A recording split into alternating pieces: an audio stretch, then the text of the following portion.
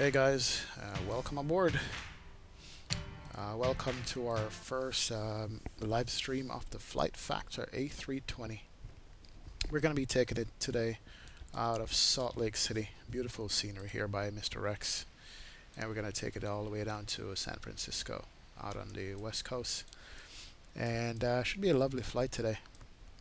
Weather looks nice, airport looks nice, and this airplane is ready to go. And as usual, we're just going to start it up cold and dark and take it from there. But if you're wondering, this scenery right here, picked it up on the org store, Mr. Rex. It's a beautifully done and rendered scenery. I mean, by all aspects of Salt Lake City. I'm using Xenviro 1.06, not using 1.07 because 1.07 gives too much of a haze effect when you fly, so you can't really get to see the ortho scenery. So for now, 1.06 is going to have to do. And we're going to be flying on Pilotedge as American 2806. And as a matter of fact, let me go ahead and log into Pilotedge right now. I already pre-filed the flight plan with them, so I'm going to be calling for clearance and all that stuff. And let's just jump in the cockpit and set up this thing here from start.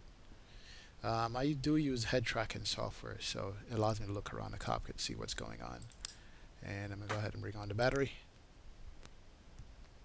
Come over here to my handy EFB, turn on ground power, and that allows me to power up the aircraft. There you go. And then real quick, once I'm powering it up, I like to start aligning the IRSs already. That way they are ready to go when I'm ready to go. And let's put on our net stuff, which is going to be our flight departure and arrival. That's KSLC for Salt Lake City.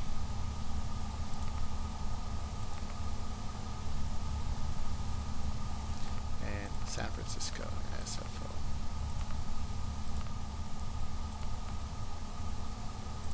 And that way it's going to ask me to align the IRS here in a minute. There we go. Alright, so IRS is going to be aligned, and we can now look about setting up the rest of the aircraft while everything comes up there. This EFB, I'm just going to come over here, call up the fuel truck, open the doors for the passengers, and open up the baggage and fuel loaders here. So if you step outside the airplane, you're going to be able to see the baggage loaders right here as they do their thing.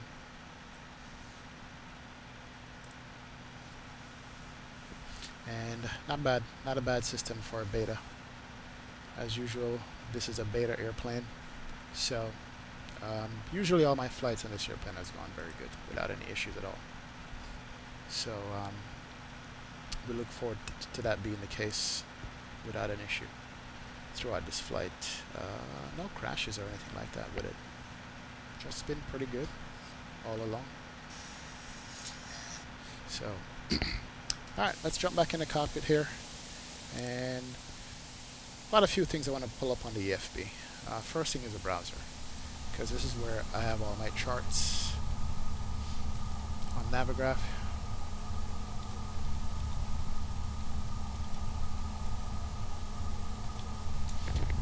And so with the Navigraph charts, I got all my charts for all the airports I fly in and out of. I also have it where it will show me exactly on the ground where the plane is, so I don't have to guess. So I get basically my own progressive taxi with this. Salt Lake City, let's go ahead and pull that up. I'm going to use the charts here for a couple of reasons. We're not going to do any star on this one, so we can get rid of the star for my last flight. Get rid of all the approach charts I had up. And this is what the EFB is good for. But what I do have is my taxi chart. And with Navigraph, if I press this button here, it will put me exactly what gate and terminal I'm at right here. There we go. I'm on the C concourse. So that will put me on the airport exactly where I need to be. And also gives me all my frequencies that I need for ground, clearance, delivery, and all that stuff. So that comes in very, very, very handy for all my flights. Here are all my flight information that I'm going to be requesting on Pilotedge. And let me go ahead and actually tune into Pilot Salt Lake City clearance just to make sure we can pull up Pilotedge 127.3. And that's the good thing about Pilotedge is that it allows you to fly with real-world charts, and so you can use the charts and rely on it for frequency changes. Unlike VATSIM, which I do like also, where you have to rely on whatever they say the frequency is going to be that day. So that's Pilotedge 1273. That is going to be for Salt Lake clearance. Hopefully we should be hearing somebody on the ground frequency coming on here. As a matter of fact, let me do a quick radio check with them. Southwest 2159, contact departure. There it is. Departure Southwest 2159. So we got Pilotedge already connected up. That is good to go. And I did say I pre-filed my flight route today. So what I do need to do is to call them up. Southwest 2159, Phoenix departure. Radar contact, climb and maintain flight level 210. Call them up and see if I can get clearance going on. 20 Charlie, turn left heading 240.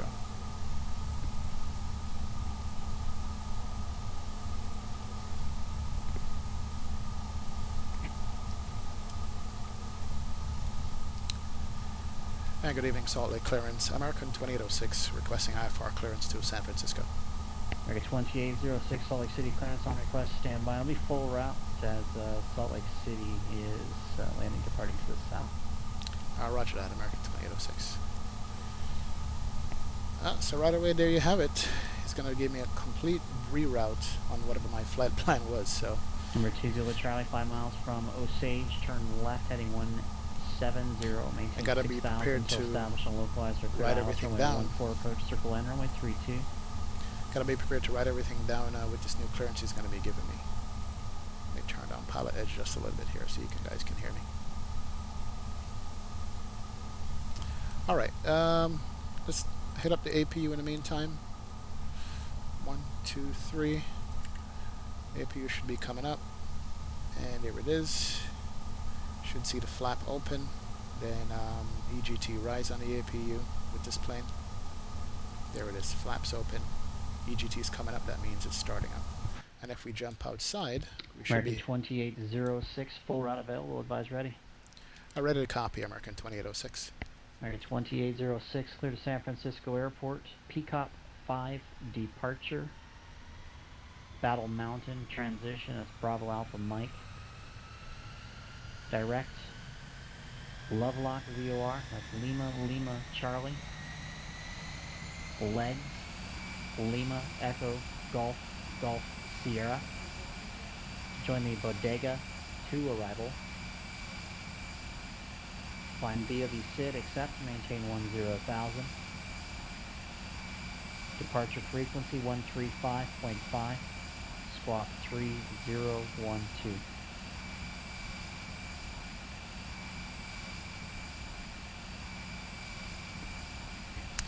All right, and that's cleared for San Francisco by the EDIT 5 departure. Oscar Alpha Lima section, Battleground section. Bravo Alpha Mike, then Oscar Alpha Lima. You know what? Let's start that over again. I'm sorry. That's Peacock 5 departure, BAM transition, LLC. Then it's going to be the Bodega 2 arrival. Maintain 10,000. Departure frequency is 135.5, squawk 3012, American 2806. American 2806 after the Lima Lima Charlie VOR direct legs. Lima Echo Golf Golf Sierra to join the Bodega 2 arrival. Climbing instructions will be via VSID. Climb via VSID. Accept, maintain 10,000. Rest will read back correct. Alright, after LLC, then direct legs, Bodega 2, climb via the SID, maintain 10,000, squawk 3012, American 2806. American 2806, thanks, read back correct. Oscar 1816, contact Oakland Center 132.905. Alright, there you have it. Got a full reroute. Southwest 2159, climb and maintain flight level 230. Contact Albuquerque Center 134.32. Let me take down Pilotedge here just a little bit. Yeah, I got a full reroute, so I got to redo the entire flight plan that I put into the system. No problem. He said squawk 3012, so before we forget, let's go clear 3012 squawk code. Gonna put the transponder on all traffic. TARA I want to be published is still on auto. We'll put it in on later on.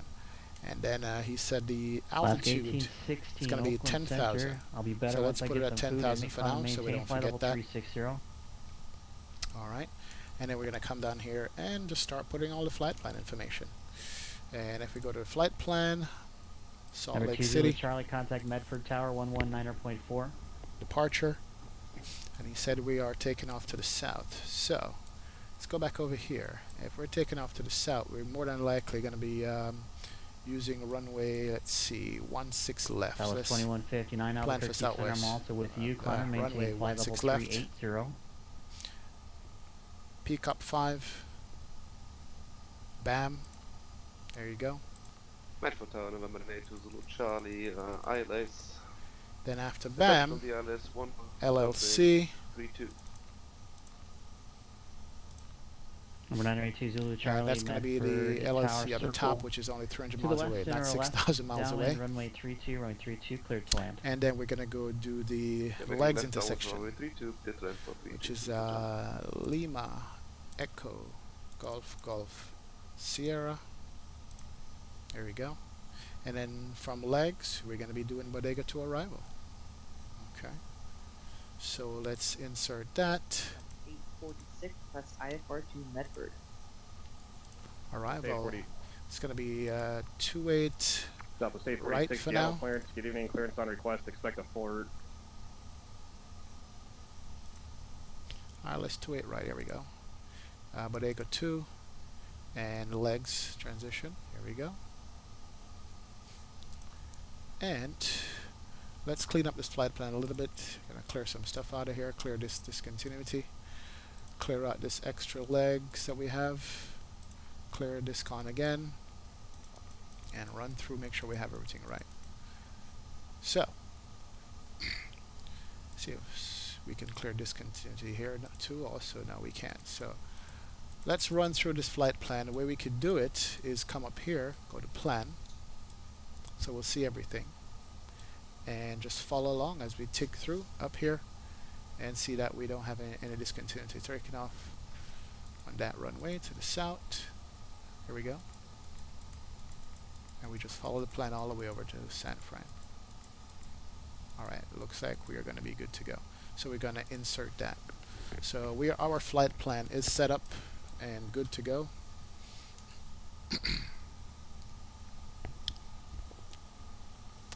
And so now, let's get over here and go to SimBrief. SimBrief is where I plan all my flights. Oops. Now, we didn't want to do that. Here we go. Awesome. SimBrief.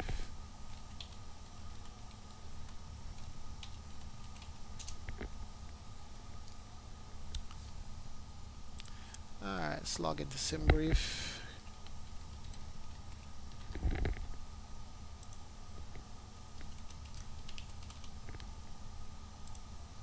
And when I log into SimBrief, all my plan information should be already there waiting for me. My flight plan, there we go.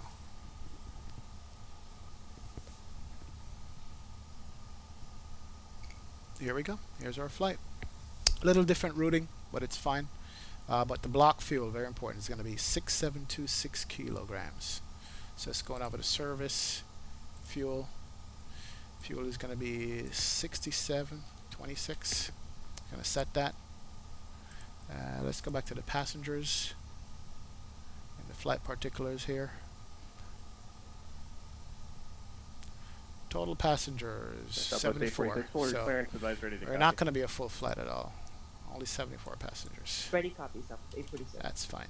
846 cleared to Set Medford that. Airport, Tower 6 departure. I usually come up to the perf data. I look at the zero fuel weight. Right now on the aircraft, the zero fuel weight is 49.6. Direct. Climb via the SID, except maintain 9,000. So if I'm at Squawk 49.6 and I want it to 4010. have 51.5, so we can add 2,000 to bring to 51.5. Service.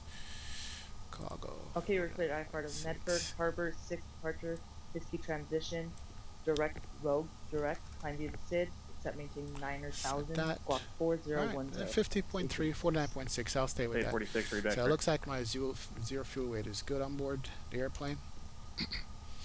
Alright, AP was set up as on. Let me turn on the bleed in the meantime, just to make sure. APU bleed. And that way I can set the temperature, because right now the outside temperature is 8 degrees. So we're just going to set temperature to a comfortable 22, 23 C. And we can check that right now. If we check the air conditioning, it's going to warm up. There it is. 9 degrees in the cabin, so I got to warm up for these passengers. Cockpit is nice and warm. It's always warm up here with all the electronics. But the cabin temperature is going up, so that's good. So we're going to be okay with the cabin temperature there. Alright. And might want to also turn on the no smoking sign, arm the emergency lights, nav light come on, and we'll leave that what it is. Turn on all the fuel pumps too while we're at it.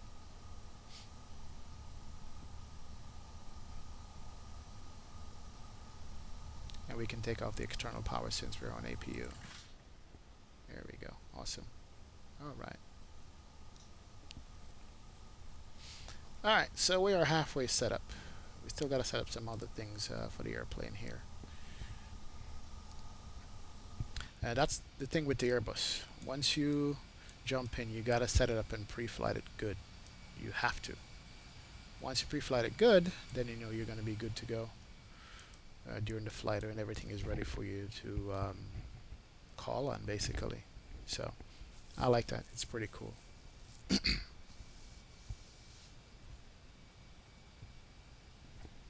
Alright, let's jump back over to the FMC, and we're going to set up the perf on this. I'm sorry, the init ref.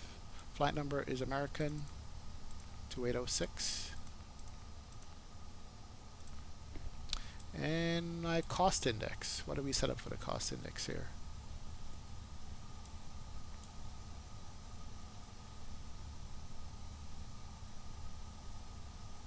Cost index is going to be 30.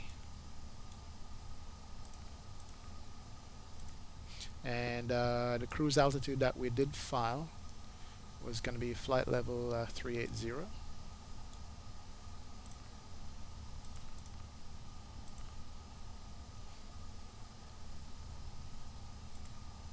And zero fuel weight, since we put everything already in the airplane, we can just request it, and it was 50.4. There we go. That's a zero fuel weight. So that's set up too. Go over to the perf page. Transition altitude is going to be 18,000. And to set our takeoff CG, got to go over to the takeoff center of gravity, which is 28.0. Come over here. So it's going to be up 0.1 up. Let's go 0.2 up. 0.2. Number 2612, Bravo Seattle Center, IFR cancellation received. Take care. Yeah, flap 1 takeoff 0.2 up. Yeah, so slight trim. There we go. Format is wrong.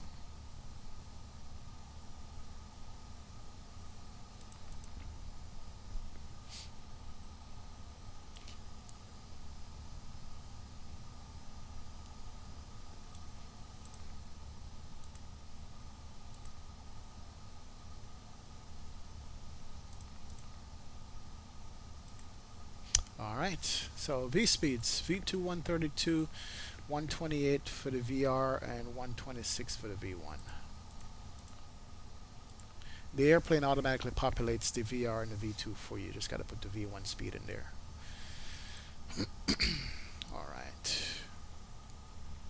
And if we come back here, it looks like we're already in manage mode. That means everything is set up properly the way it should be. Temperature is good in the cabin. I'll take that. Alright. Alright, since we already load everything, just make a quick announcement here.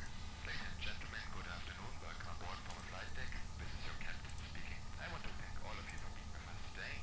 We're just getting the last of the luggage stowed on board, and we should be departing on time in just a few minutes. I will be speaking to you again later on, so thanks again and enjoy the flight. Alright, so remove the cargo loaders. Fuel truck is being removed. And then we're going to be closing the passenger door once we call up the pushback truck here. Let's go back to the charts. We already got our clearance, so we know what that is.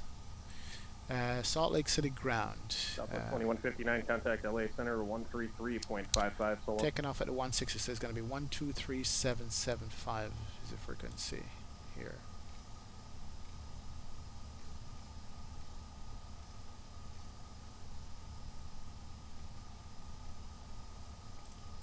And then we can also put in the Salt Lake Tower, which is going to be 119.05. Let's see, 16 right actually.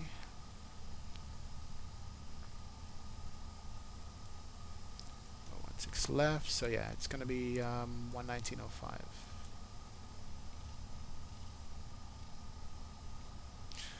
I'd try to have as much on standby as possible when it comes to radio frequencies, especially when flying on the Pilotedge.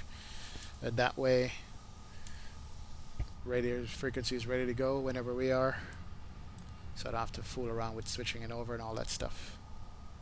And then while I'm taxiing, we'll just put in the departure frequency once we get to the end of the runway. Yeah, this scenery right here is a beautiful scenery by Mr. X. I just love it. It's really well done. Yeah, he even modeled the city over here. Downtown areas. Got the mountains. One more thing that we forget to do. We forgot to check the ATIS. Make sure we get the right ATIS for Salt Lake City.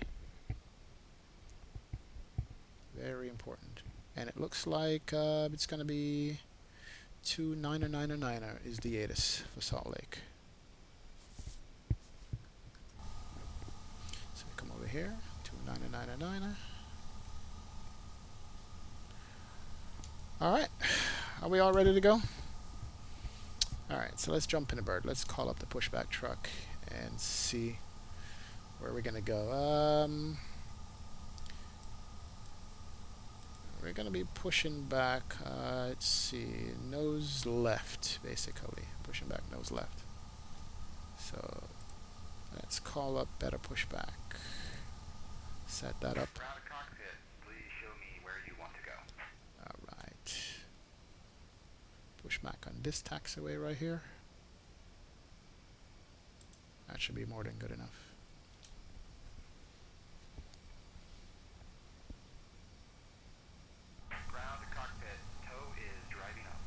And while we're doing that, let me just turn off the frames. There you go.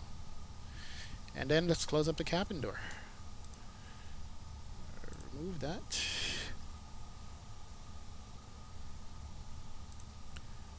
Alright. And then, since we're going to be moving off, beacon lights come on, seatbelt lights come on, and then we put the transponder to on, because we're going to be on an active taxiway. Here we go. Transponder is on, everything is all set. Flip the ignition over to.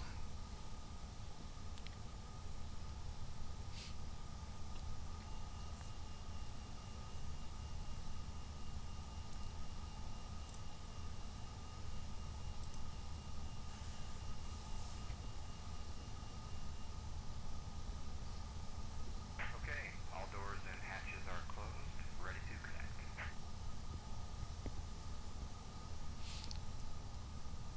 Alright, overhead is ready.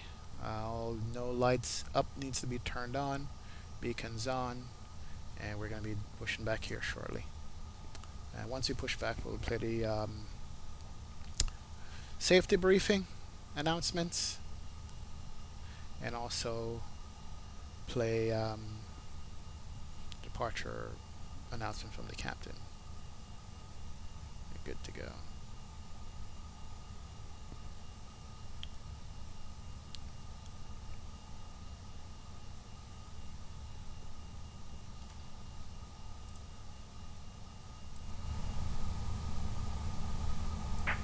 detected and bypass pin inserted. Release parking brake. Here we go. Starting pushback, and you may start engines. Here goes the jet bridge.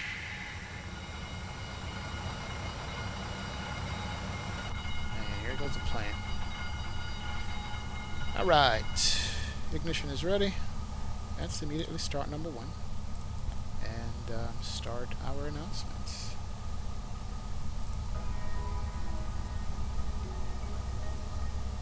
May we have your attention, please, for the following presentation. N2 is about going up, safety on which is board. good. Your hand luggage must be placed in the overhead bin or under the seat in front of you. It's forbidden to place hand luggage in front of the bulkhead seats or the emergency exits. EGT's climbing. For safety There goes the reasons, N1 starts use going of up any also. electronic devices is prohibited during taxiing, takeoff, and landing. Personal electronic equipment, such as telephones and wireless transmitting devices, may not be used at any time during the flight. Please fasten your seatbelt now as we're taking off.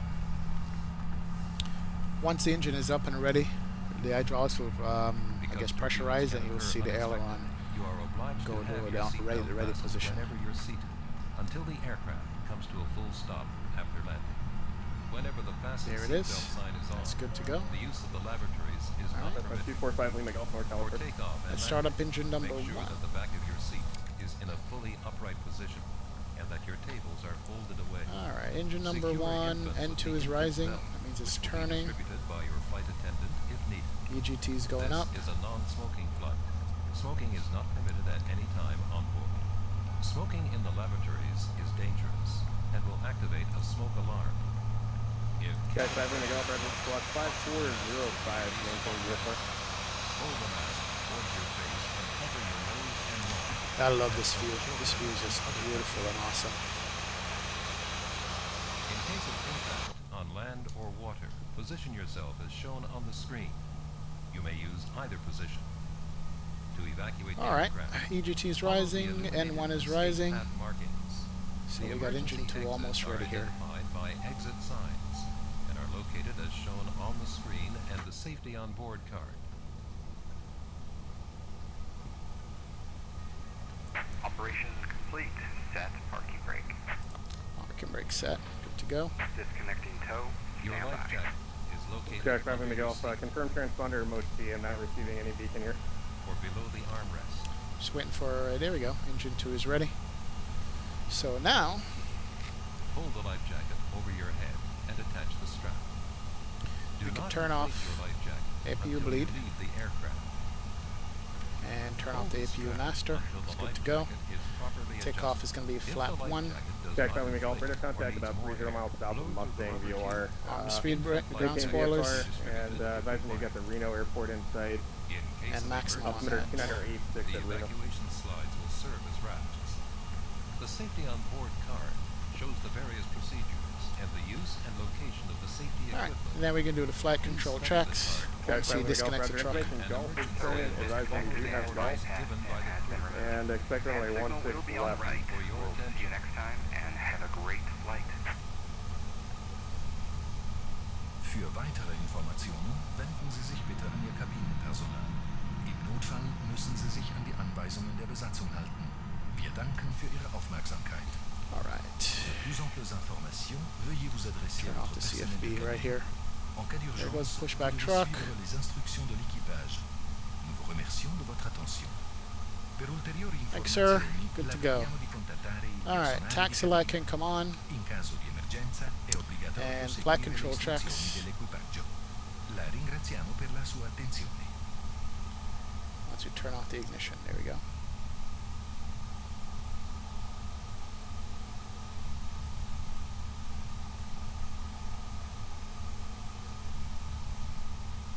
And we'll check our flight control, set our trim, 1 up. Okay.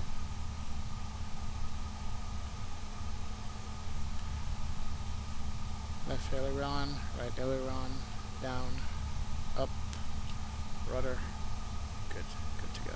Alright, so we are set to go. Also, we can set our takeoff config test right here. Press this button. Make sure everything is good. Takeoff config is normal. Alright, so we're going to go ahead and taxi out to a spot here and then call for a taxi.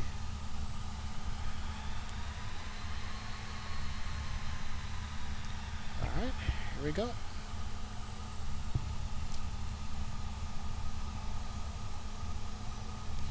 Guess we're gonna taxi at one of these spots here out here, maybe spotted 11.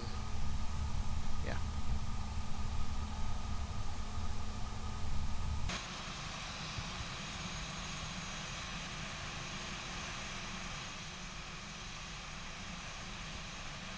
Yeah. And go straight ahead to 11. Salt Lake Ground, American 2806, spot 11 with the weather, ready to taxi. American 2806, Salt Lake Ground, runway 16 left, taxi via Echo Hotel. 16 left via Echo Hotel, American 2806. Here we go. Right on Echo, left on Hotel to 16 left. Awesome. As planned. Seattle Ground level 846 at the north ramp with Gulf ready to taxi. Alright, so Southwest that's 846, Seattle Foxtrot. Ground, runway 16 left, taxi via Bravo. 16 left, taxi via Bravo, Southwest I 846. think this first one is Echo, yeah. First one is Echo Taxiway. Here we go.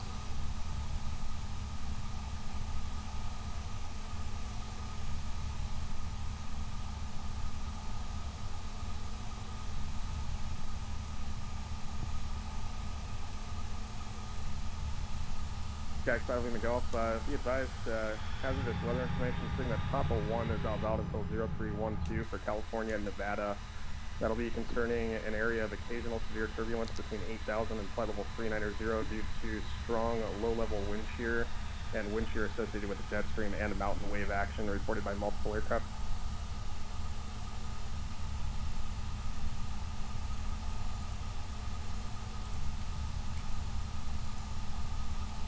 Alright, make a left on Hotel.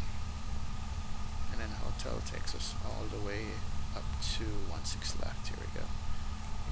Slope Lima Golf, left. Roger, yeah, and I'm showing a kind of a crosswind more or less for the Traffic. 16, for runway 16 left and right. If you'd like runway 25, we can work that out too. That might be a little better for you. Just let me know.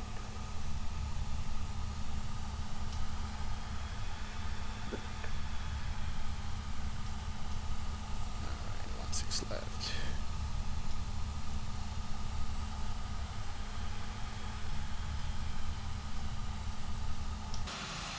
Alaska 1816, contact Seattle Center 135.15.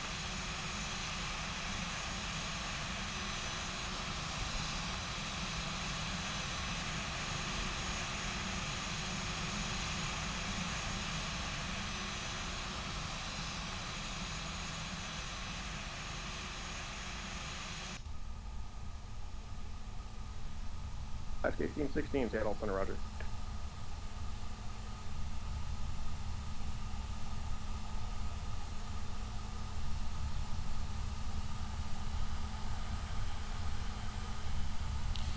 Alright, switch over to Tower.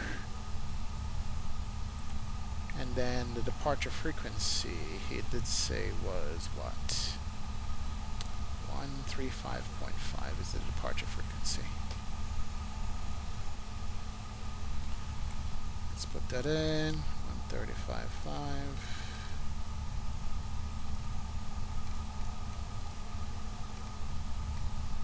Alright, good to go.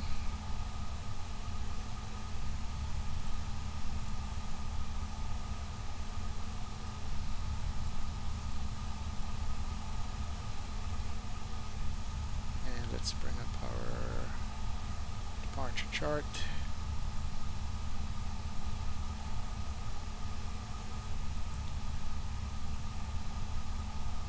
Unit 5.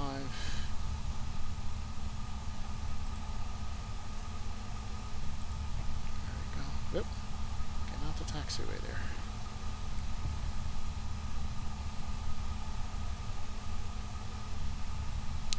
Yeah, back on taxi.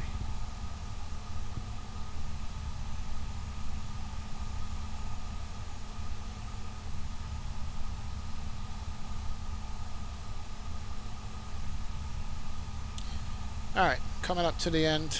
Let's get all the lights on. Take off lights, runway turn off lights, taxi lights to bright. Ding the cabin. Crew, make sure that they know we're going to be taking off. And we're going to start the clock here soon.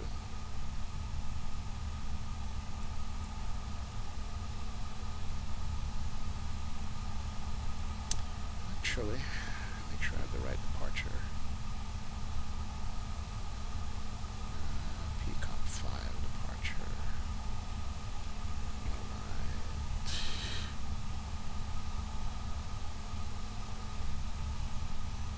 Alright. It is the Peacock 5 departure, not the Edith 5. Let me slow down right here. Here we go. I know that departure looked wrong. And with the Peacock 5 departure, taking off on the 16s, we're going to go south, make a left to Pig, and the 10,000 are below at Wazer, are awesome. And that's what it says, take off to Pig and Wazer. Good. So we're on the right departure frequency. Salt Lake Tower, American 2806, ready to go, runway 16 left.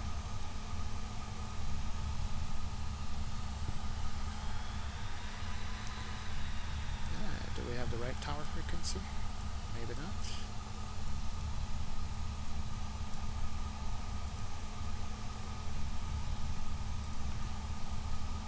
Alright, let's set up the parking brake real quick, make sure I have the right tower frequency.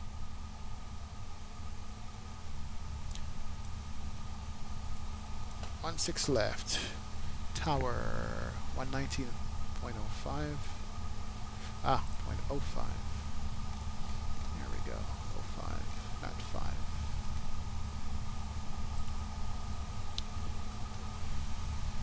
And Salt Lake Tower, American 2806, ready to go, 16 left.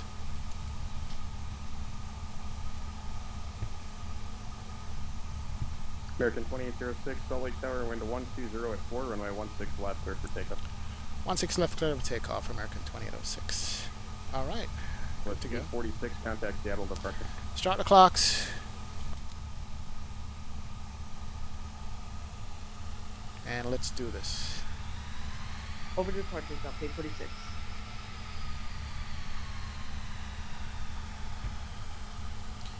Got no traffic coming up. Turn on the terrain radar. All the lights are on.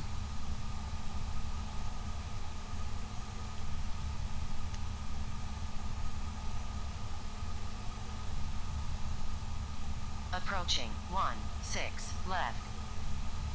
Southwest 846, Seattle departure, radar contact, climb and maintain 15,000.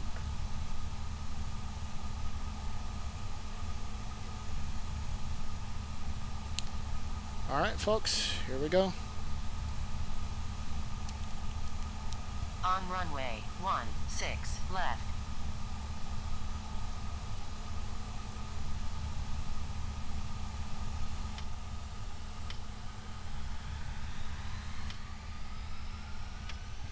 And flex.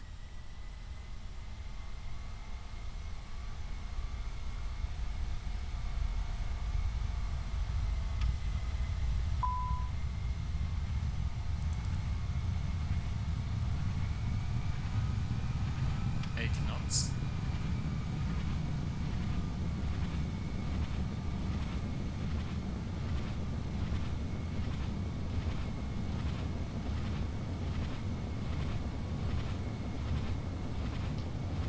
V1, rotate. V1. There we go. Hold up.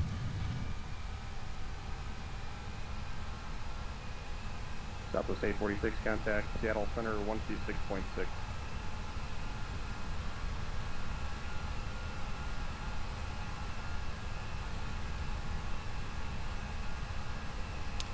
Immediate turn out to the right.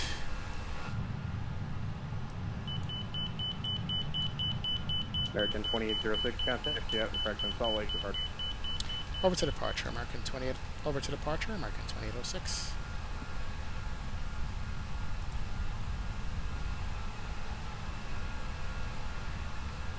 And departure, American 2806, 5,600 for 10,000 on the 5 departure. American 2806, Seattle, correction, Salt Lake departure, radar contact, climb and maintain flight level 230. Going up to flight level 230, American 2806. 846 Seattle Center, climb and maintain flight level 230.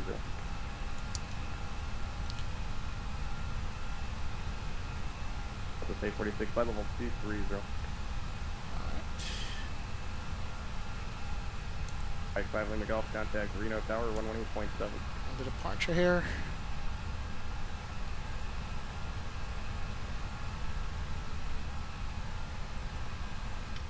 Pull back the throttle to throttle climb. Bring in the flaps. The manual hand flight for now up to about 10,000. 5 Lima Golf, Reno Tower, roger. Runway 16 left, cleared for the option. Left close traffic approved.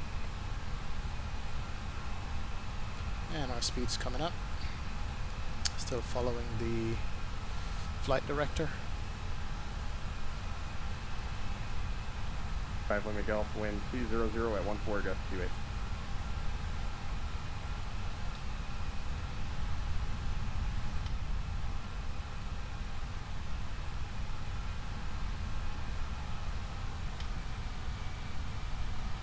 And we do have an altitude constraint. Coming up on 10,000. Actually, we have unrestricted climb, so we can get rid of the constraint there. And make it an open climb. Delta 846, contact Seattle Center 125.1. And go ahead and bring on the autopilot.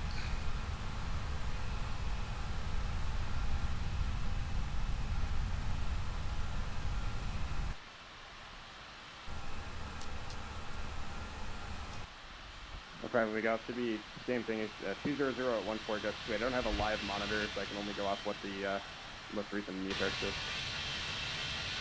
And as we climb out of Salt Lake City, climb away from the city here, heading up to flight level 230 and Pilotedge. Delta 846, Seattle Center, roger. Climb and maintain flight level 320.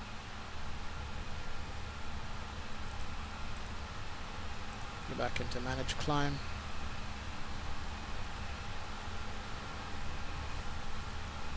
And speed.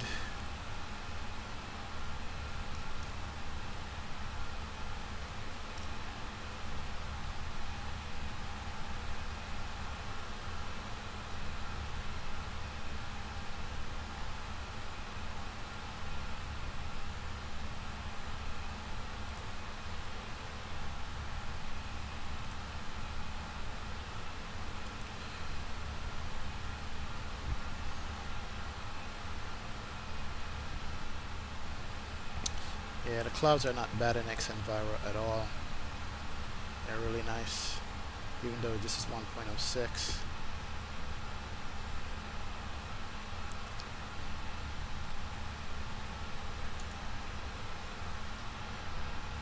Yeah, that's a beautiful view right there. That is awesome.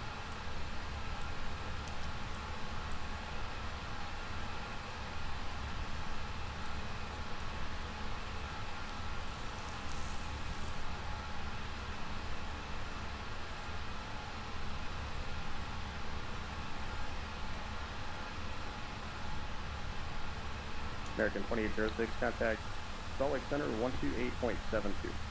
128.72, good day. 2872.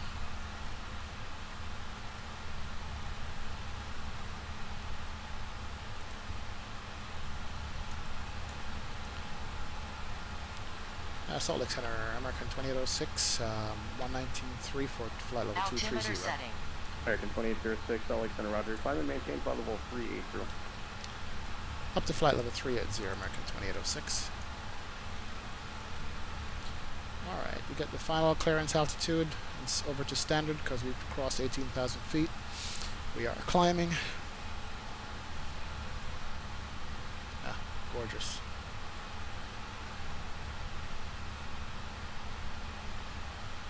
Yeah, we should have ortho scenery for the entire flight. I think I got it all covered. I think so. Should.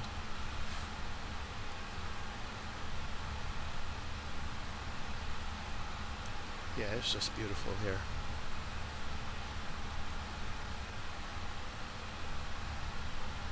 That's what I basically do when I'm flying, stare out the window.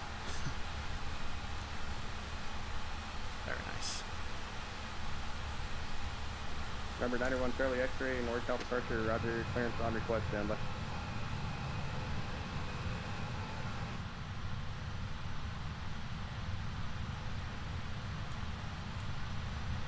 A little island down there. Ah, that's nice. Alright, let's make the flight attendants know that they can get up. And then we'll make an announcement soon. Let the passengers know that they can get up once we've gotten to our cruising altitude. Can't believe I forgot to pull up the landing gear after takeoff. I wonder the aircraft wouldn't pass a certain speed. Airbus is pretty smart. X-ray clearance available, advise ready to copy. Airbus basically warned me like, hey, you can't pass the speed. Number 1 Charlie X-ray cleared from Livermore Airport to the Livermore Airport via the Altam intersection that is filed. Maintain 4,000. Departure frequency 125.35, block 3651, hold for release. I was trying to figure out what aircraft wouldn't climb, and I realized, yep, got the gear down. Oh well, caught it. Let's extend our range here. 1 Charlie X-ray, read back correct time 0039er, and we'll correct in at 3/4. Clearance voice not off within 5 minutes. Report airborne on course, release for departure.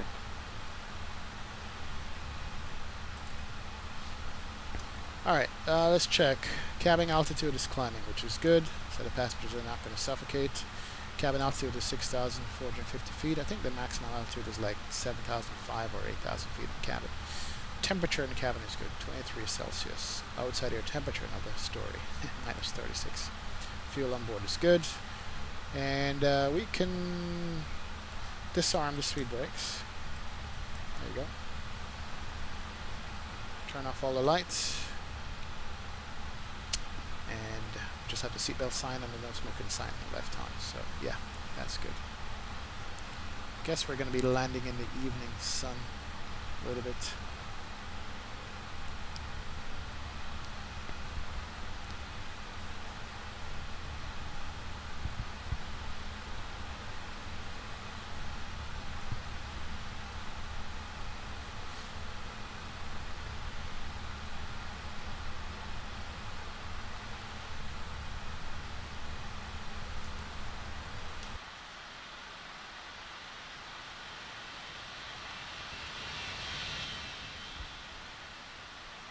Beautiful.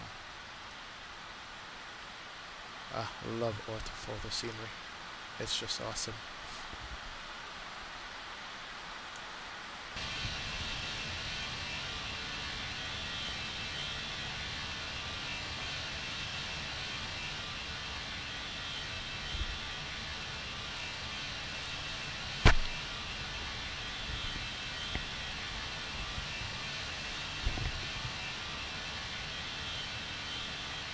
Air 1 Charlie X-ray, NorCal departure, ident, and secure transponder is mode C on assigned base and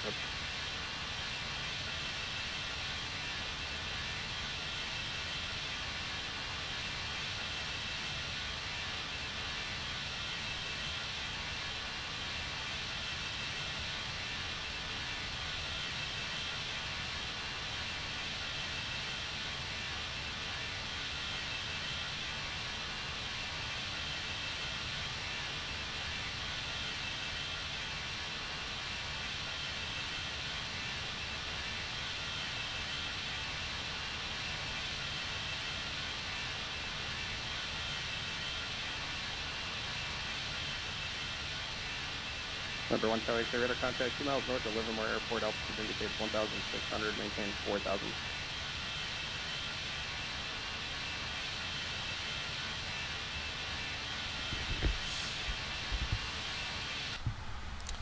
Alright, so progress is good, climbing is Number 1 good. Charlie X-ray, say approach request will enable. Almost at 30,000 feet, going up to 38,000. 1 Charlie X-ray, sorry, you were blocked. Say again your approach request.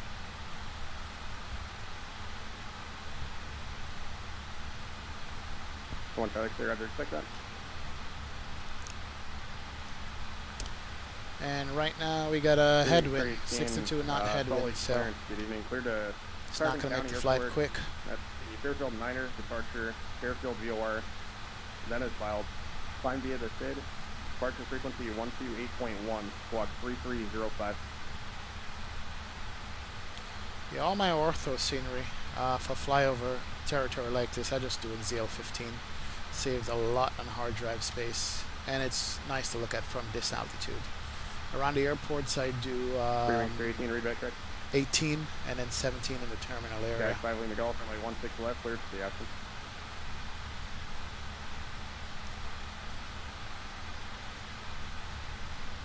Alright, make one more announcement.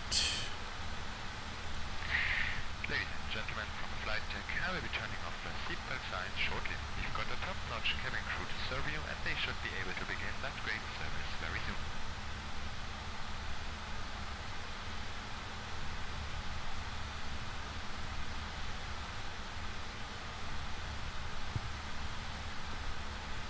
That's 1816, descended pilots discretion, maintain flight level 240.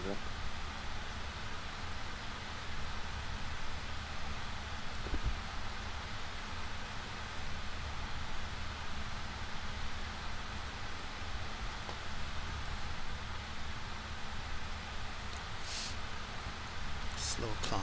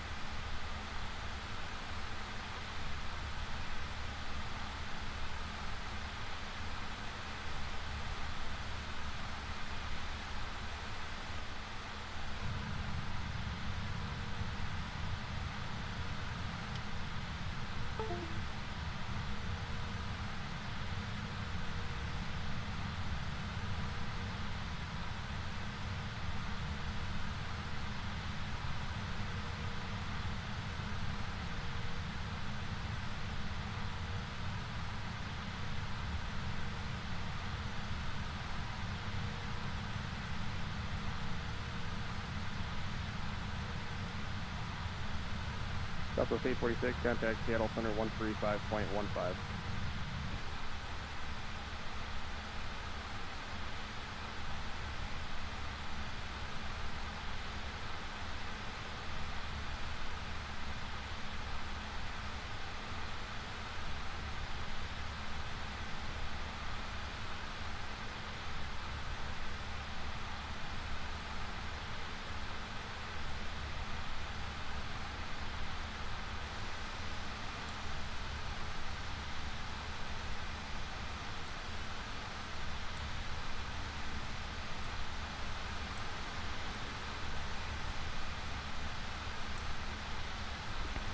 Southwest 846, Seattle Center, roger.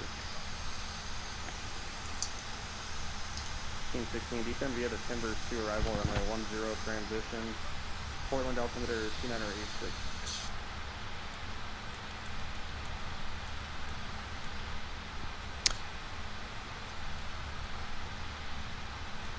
Fairly smooth flight so far. A little bit of movement there from turbulence.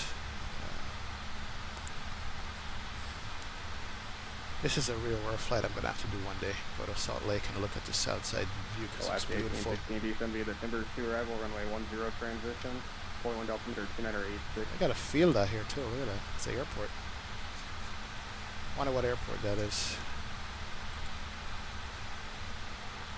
KENV. 5 Lima Golf, report midfield downwind east 10. That's KENV. You gotta look that up and see where that is. It's middle of nowhere. River 1 Charlie X-ray, crash. Little small town. Cleared RNAV, GPS runway 25 right approach. Report established on the final approach portion done.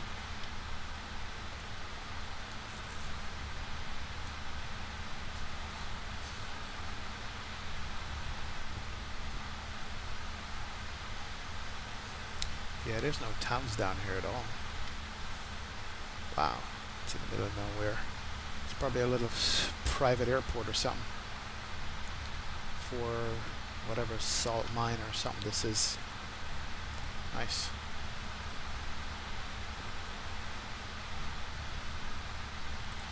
Let's take a look at the map and see what that is. Let's look at the real map. Yep, there it is right there. There's the airport. Guys, family golf runway 16 left, clear for the option. Wendover, border of Utah, Nevada. Look at that. That's what we're looking at on the satellite map. Here's the airplane, and that's exactly what we're flying over right here. Ah, that is so awesome. I love this EFB. So that's Wendover, and that is in corner of Nevada and Utah. Yeah, it's in Utah, but right at the border of Nevada. Nice. Good deal. Little small town, highway going up to it. Yeah, that's nice.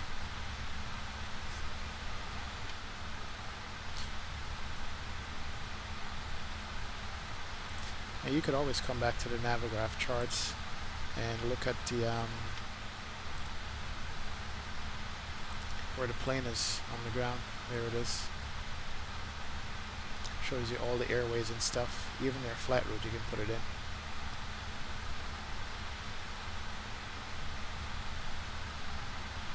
Let's put the map up. Keep that up there. Good.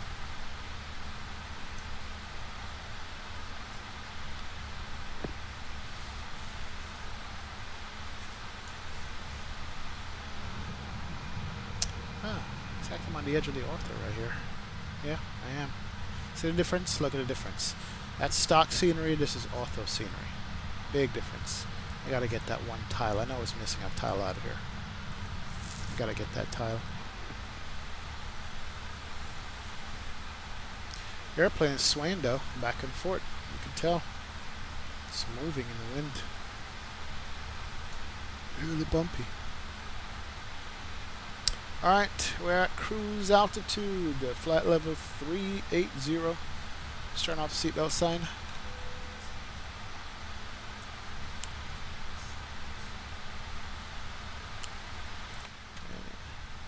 Here comes my tray table. Get my lunch out at this point, or coffee or whatever. I like that. From the flight deck, your captain here, between a road below and some great cloud formation, we have a lovely view outside the aircraft today. Mother Nature at her best.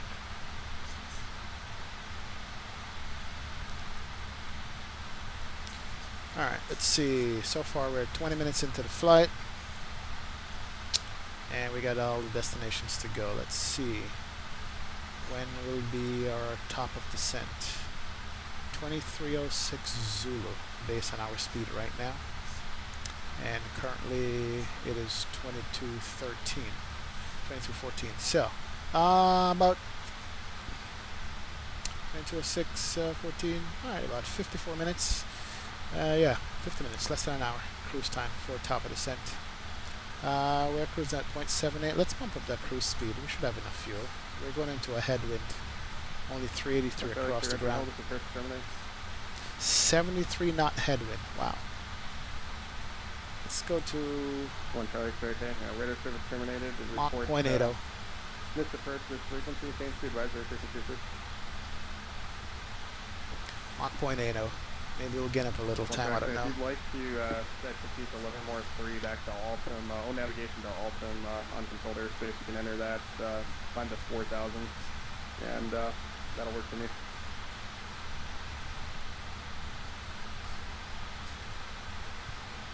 Yeah, I gotta say that some of the best ortho sceneries out west.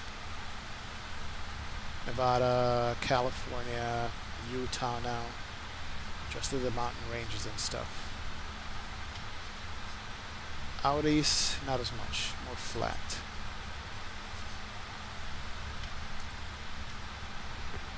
Looks almost like there was an ocean out here at one point in the past. Look at that. That's just beautiful.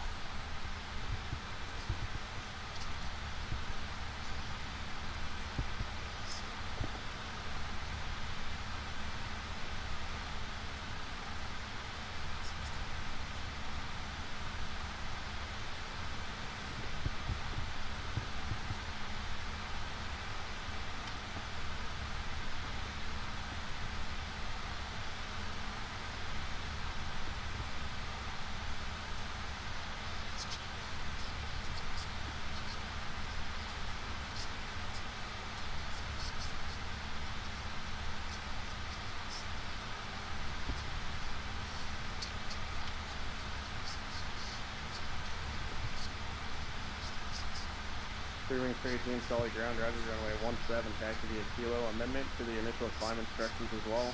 Maintain 10,000 on departure.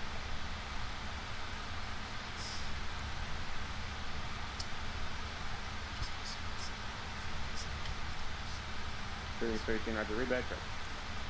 I'll have to 1816, contact Portland at first, 118.42.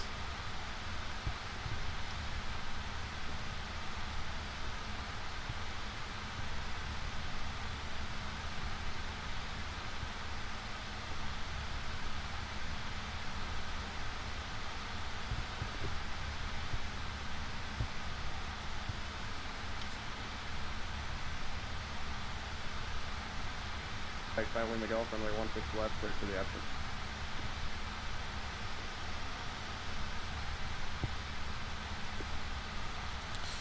Alright, back to the cockpit here. Monitor progress. Here's a nice little mountain range. Yeah, it's beautiful. 1816, Portland approach, roger, expect visual approach runway 10 right. If you have another request, please bud.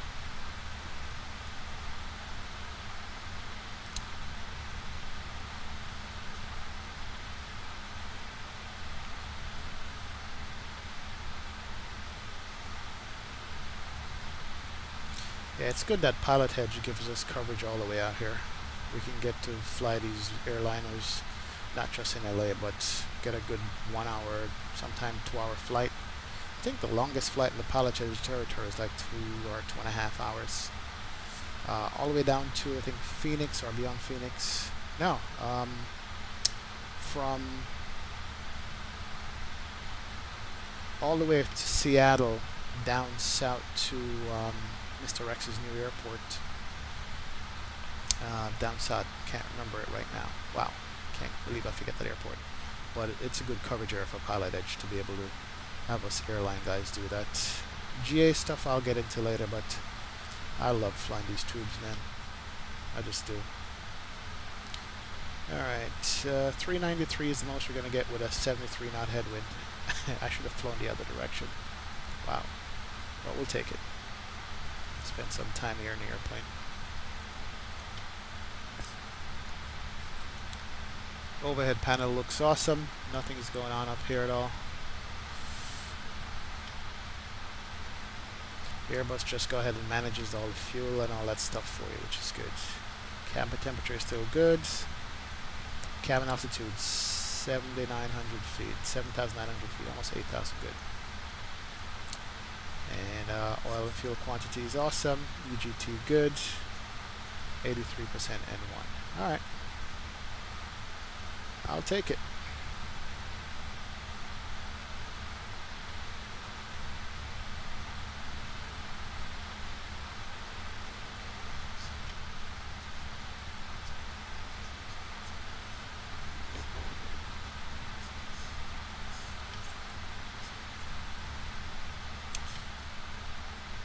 Also, if you're flying online, you get to see when you're going to be going over to the next airspace. So coming up, airspace-wise, we're going to go to Oakland Center. Yep, right here. So this green line shows you what center you're coming up to. So that's us.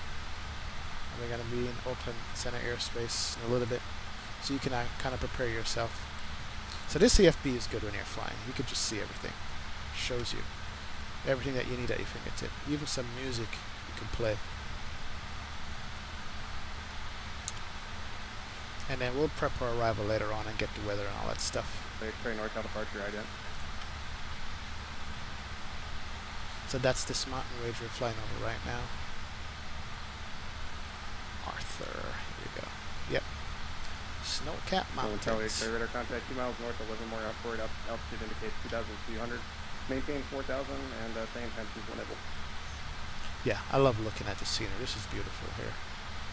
I think these might be clouds that the photo picked up when they took satellite photos. Yeah, I think those are clouds. And some snow, maybe, yeah.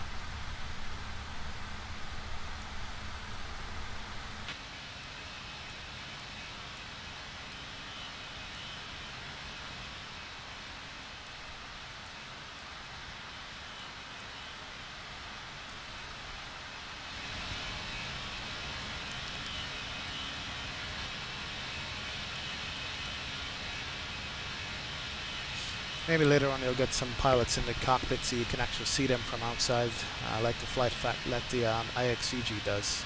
That's a nice touch that I like.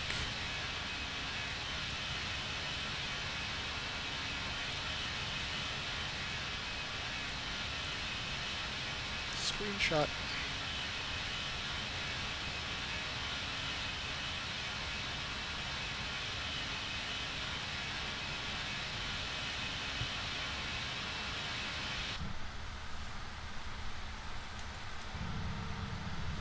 Yeah, I'm missing some ortho on the north side. Okay, gotta remember that. Get this tile right here. There's some kind of river. Yeah, here it is. It's beautiful. Ah, for those who want to see the cabin in this bird, this is the American Airlines cabin. It's default. The Delta cabin is much better than this. Way, way better. Somebody did a Delta liver for it, and the cabin is just much nicer. This airplane does have a business class, I guess. I don't know if you'll consider it first class, but hey. But, graphic is not too there yet. But that's up to the person who does the liver to make it. Guys, by Lima Golf, go ahead. And they modeled where the flight attendants will control all the cabin lighting and announcements and all that stuff. Jump seats. In my former days when I used to work for the airline, sit right here, the L1 door. The most current weather I've got for Lake Tahoe, 2353 Zulu, automated observation. Surface wind 200 at 12, gust 22, visibility 10, ceilings 4,100 broken, 5,000 overcast, temperature 8, dew point 1, altimeter 29 or 9 or 8.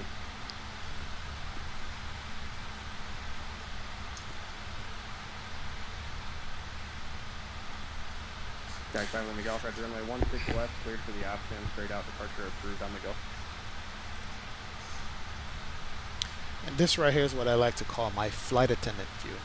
When the flight attendant walks up to the flight, I go. Everyone, Charlie X-ray cross the U-HUD at 4,000, cleared RNAV runway 25 right approach, report established on the final approach course inbound. I go, guys, do you want any coffee or food or who's going to eat today? Of course, your jump seat is right there. Southwest 846, descend to pilot's discretion, maintain flight level 240. Your observer or check ride a jump seat right there. Yeah, too bad it doesn't fold down. Would be nice. Yeah, modeling is not too bad. The circuit breakers on the Flight Factor here are not modeled to move, but I heard Tower wind 300 at 4, runway 17, clear for takeoff. I heard they're modeled behind it, so once they get around to it, they can model these and they work. That's what I heard Assert said, the guy who works on the software on this plane, says they are modeled, but they can't move right now. But they're going to get it to a point where they'll be able to move and turn stuff on and off, which is pretty good. So that's not bad for this airplane at all.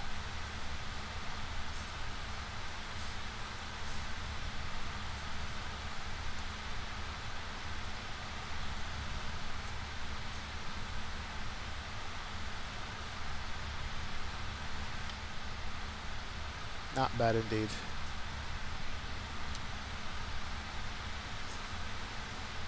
As far as this airplane and just it being a beta and how robust it is, I have to honestly say that I maybe suffered 2 crashes of the airplane just crashing the sim twice, and that was early on in the beta, and then they did a string of updates on it where they just fixed a whole bunch of stuff. And right now it's good. No complaints at all. The weather radar, it's not modeled yet. It's not done. It's being worked on. So switches can't move there at all. What else is not modeled? I heard that failures are not modeled in it as yet. But FMC seems to work perfect for me with all the flights. I did update the ARAC on this. Right now, as I did this video, the Navigraph ARAC is not available for it. But the other company, I bought a single ARAC for it. And that was Aerosoft's ARAC I bought for it. And that worked out really nice. Aerosoft's ARAC had the latest for it. And that came out pretty soon after the airplane was available. So they did a good job there. Oh man, running out of ortho scenery. It's not good. Huh. Alright, so that's 2 tiles it's missing. Gotta check my organizer and see what's going on with it.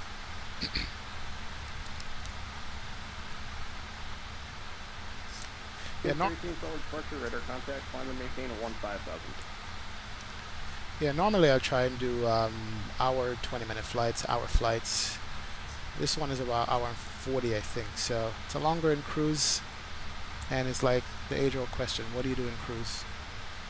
And it's one thing when you're flying offline or on VATSIM where there's no coverage. Yeah, you get up and walk around and do whatever. But when you're on Pilotedge and in cruise, it's like, alright, you know, you can leave the cockpit, they'll allow you to if you ask, but you always want to be ready for radio communication, you know, changing frequencies and stuff. So that's why I tend to shy away from the long flights. Short haul is nice stuff. Short haul flights, definitely.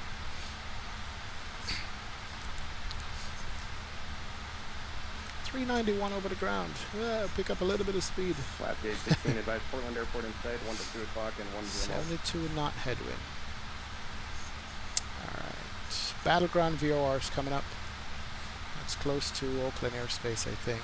1816, roger, and 2 catching for some VFR traffic. 1 o'clock, 8 miles southbound, direction southwestbound, altitude indicates 4,500 type tunnel.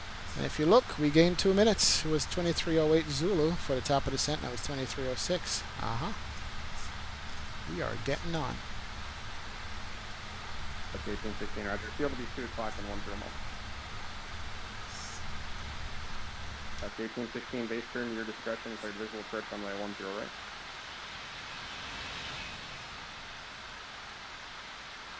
Clearing 318, VFR traffic, 11 o'clock, 7 miles northbound, altitude indicates 13,500 by 10 miles.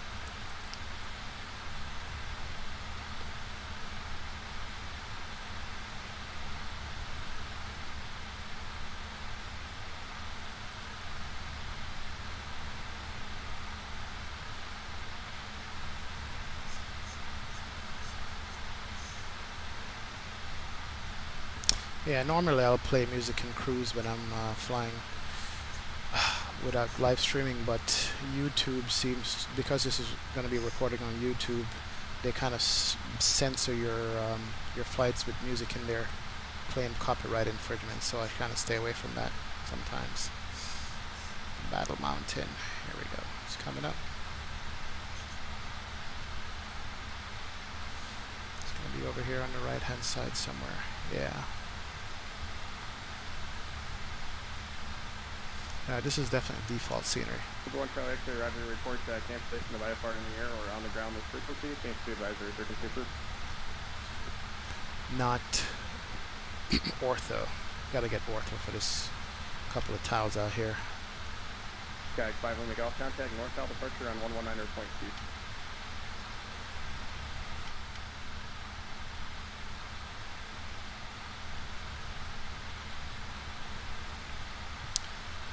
Let's see. Engine is running good. Bleed system is on point. No issues at all. Pressurization is good. Cabin altitude 7,900. North south departure, radar contact, maintain the VFR, and resume on navigation. Stay requested altitude 180. Batteries being charged, and gens are running 115 volts, 400 hertz. Good. Hydraulics on point.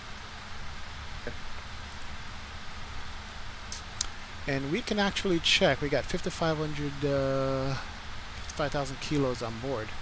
We can actually come over here. Contact Portland Tower 123.77, 2377. If you look at SimBrief, it will tell you at what point during the flight how much fuel you're supposed to have. So we're going to be coming up to, oh no, we did change our plan. Hold on. Let's go back out.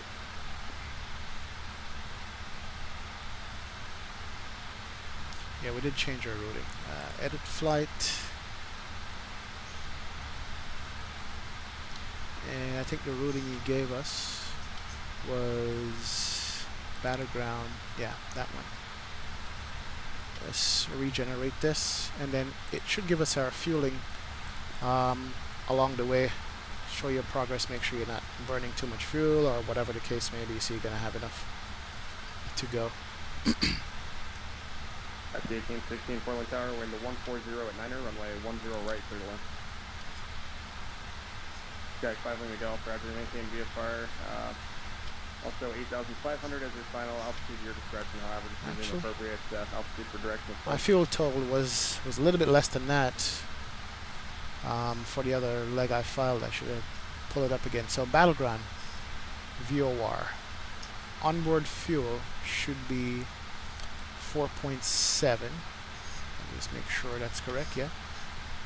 Fuel on board and a fuel burn. Southwest 846, descend to maintain 4.7 at Battleground. And stand by for So the Medford altimeter. if we come over to Battleground over here, it's coming up. And we have 5.5. So yeah, we have lots of fuel. C9 or 8-9er. We have more fuel on board now. Yeah, so we're good to go in fuel burn. Oh, that's, I'm sorry, take that back. That was a gross weight. What am I talking about? Fuel on board is 4.5. Call it 4.6. And Battleground, we're supposed to have 4.7. Okay, I'll take that. So we're a little bit behind how much fuel we're supposed to have on board at this point when we get here. But that's fine. So we are a little bit below what we're supposed to have, and that's probably because it was set to cruise at Mach 0.78 and I'm cruising at Mach 0.80. So I'm just burning a little bit more than I should. But I wanted to get there quick, and this headwind threw a monkey wrench in my plan, so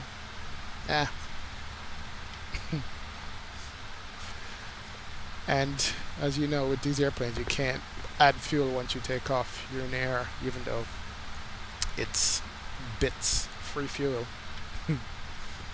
So we'll watch that. 4.5 should be a 4.7 at Battleground. Battleground is coming up in 1 minute, so we're a little bit behind. That's good.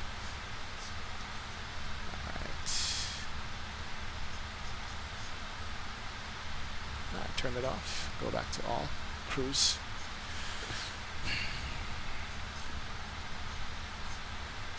And then somewhere before top of the center, we're going to go ahead and check the ATIS for San Francisco. See what it says. Hold on. See? I have ortho scenery out here. So yeah, I'm missing one tile. That's what it is. Not a problem.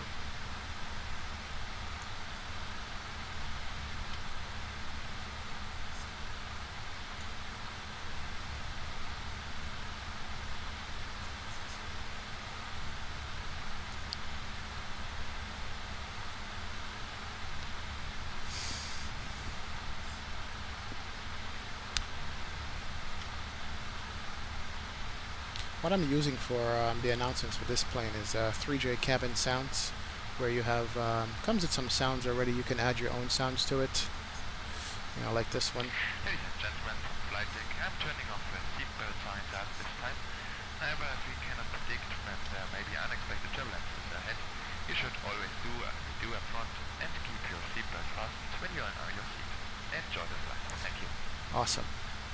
And then you can go into the menu, set it up.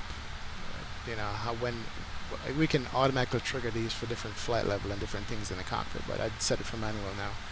One of these days I'm going to go in there and actually put the appropriate announcements for the different airlines that we're flying.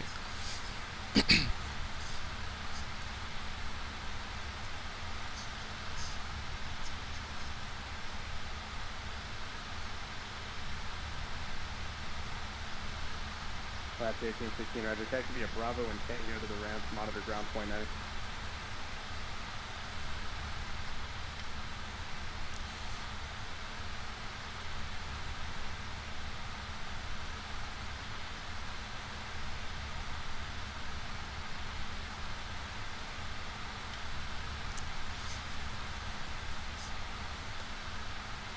Number 117, Sierra Bravo, Fresno, sir.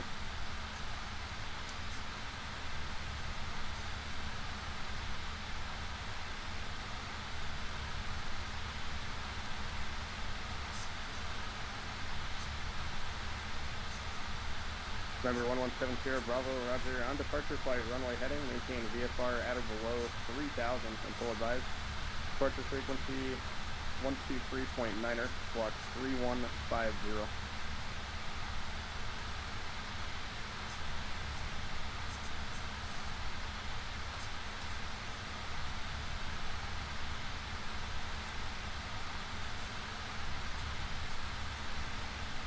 117 Sierra Bravo, read that correct again. I'm sorry. New departure frequency 19.6, 119.6. Let's see how far away. Our changeover is. Advise ground ready to taxi with your ramp position. Alright, we're going to be going to Oakland Center soon. It's going to give me a frequency change. And I think some of these maps have the frequency written on it somewhere. What it should be. Number 91 Tyler X-ray NorCal IFR cancellation received. Take care. UP. Freewing 318 contact Salt Lake Center 127.82 2782.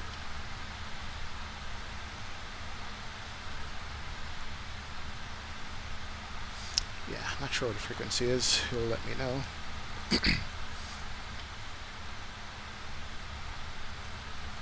Alright. 43-minute flight time so far. Probably got another 30 minutes to go for top of descent. Let's see. Top of descent is going to be 2300, 2308 Zulu. Salt Lake Center, Roger. Carbon County altimeter 3017. Yep. Advise when you have the 1 minute weather. Stay at first request when able. 30 minutes to top of descent, so not bad. Not bad at all. We're making good headway here.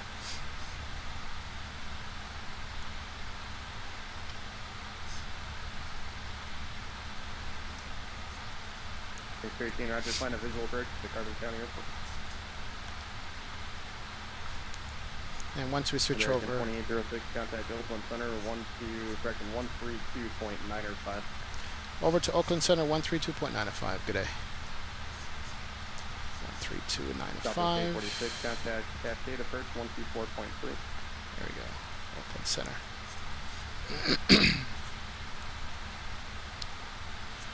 And good evening, Oakland Center, South American 2806, flight level 380. 2806, Oakland Center, Roger. With 846, affirmative, Cascade approach now 124.3.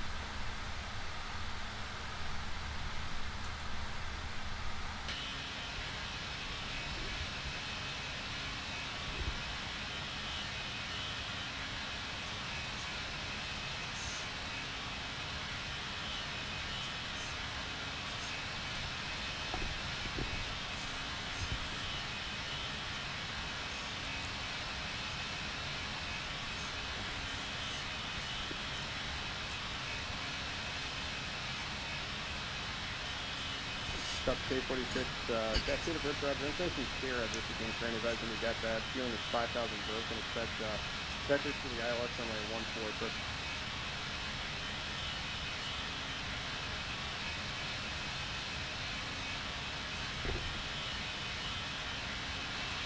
Stop to 46, Roger. Fly heading 180 vectors for final.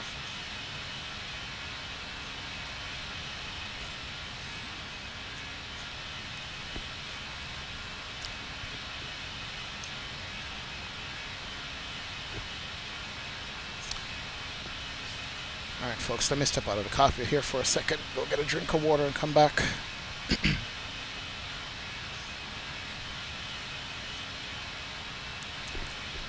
Oakland Center, American 2806, requested 2 minutes away from the flight deck. American 2806, approved is requested, advising me back on. Roger that.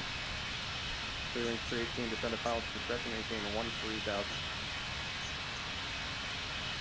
Hi guys, I'll be back.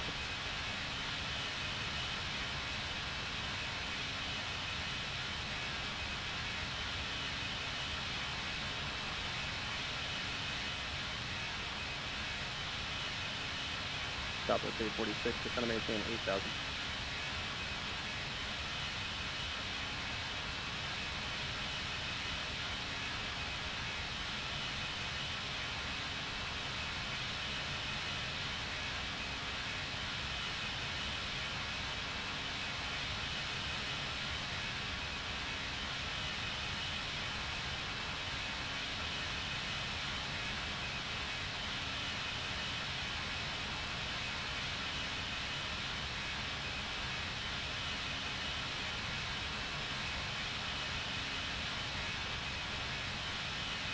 For 1170 Bravo, Fresno ground, runway 29 right, taxi via Bravo, and check transponder 3150.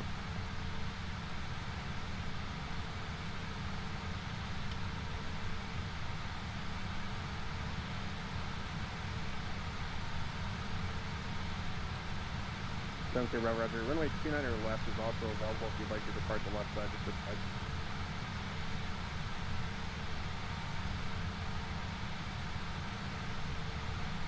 73 Bravo, runway 29 left, taxi via Bravo, Bravo 2.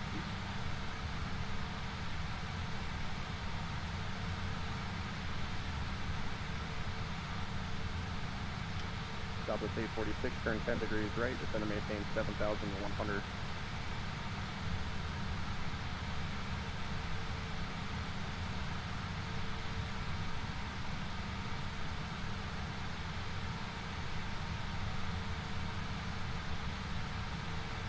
Number 143, Victor Tango, Salt Lake Center, Roger, clearance on request, good evening.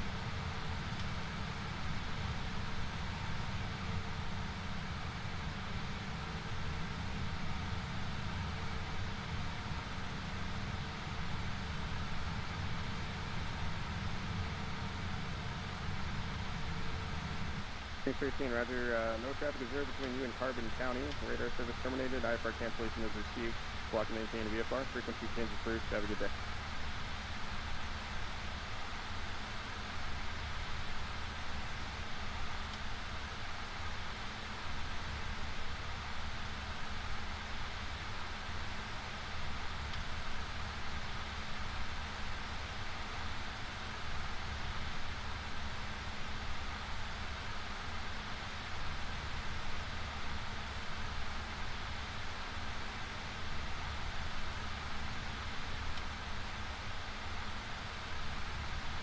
Alaska 944, Portland clearance, clearance on request number 2.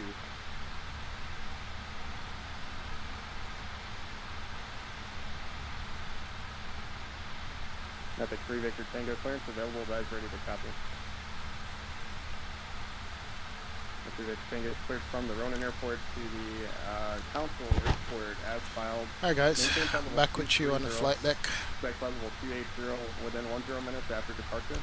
Departure frequency 119.75, squawk 4752, hold for release. Alright, looks like we're going to be back into some ortho scenery here. Yeah, missing a couple tiles, but not to worry. Get back to the nice ortho. Have it 3 Victor Tango, read back correct, and how long do you need? Victor Tango, Roger, advise number 1 for departure, hold for release.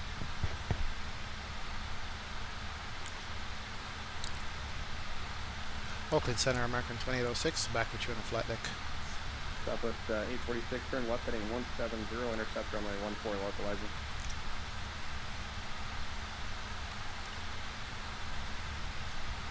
American 2806, Oakland Center, Roger. Alaska 944, clear. 944 cleared at Boeing Field, Portland 1 departure, vector to Battleground, minus 5. Alright guys, let's check out the ATIS maintain 6,000 for San Francisco. 2674. Even though top of descent is still about, let's see, 209, 15, 25 minutes away, top of descent, but let's put it in anyway. Go over to perf. And right here on the approach page, it looks like the altimeter is 3003. 30.03. Temperature right now at San Fran is going to be 13 C. Yeah, it's gotten cold.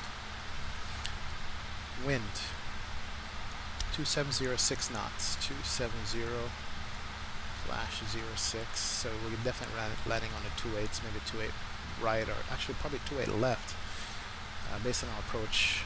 18,000 feet transition altitude. And 944 clearance, please go up. Here's the weather. As a matter of fact, let's do it this way. 944, I got an amendment to the clearance. Actually, I'd like to get you on a star. Let me pull up the...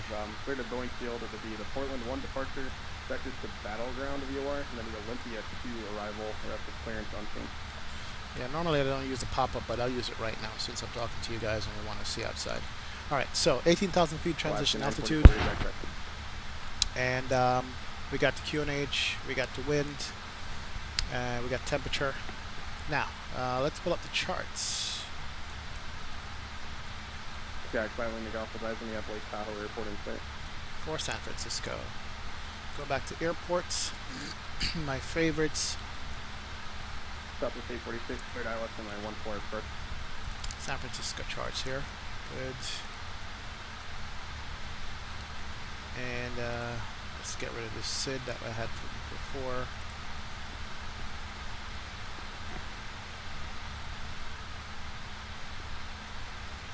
And based on what we looked at, we're going to be doing the Bodega 2 arrival. Alright, cool. Bodega 2. And the star. There we go. Awesome. Bodega 2. Also, I'm going to set up for 28 left. ILS 28 left. Okay, good. Alright. Then we look at the ILS 28 left arrival.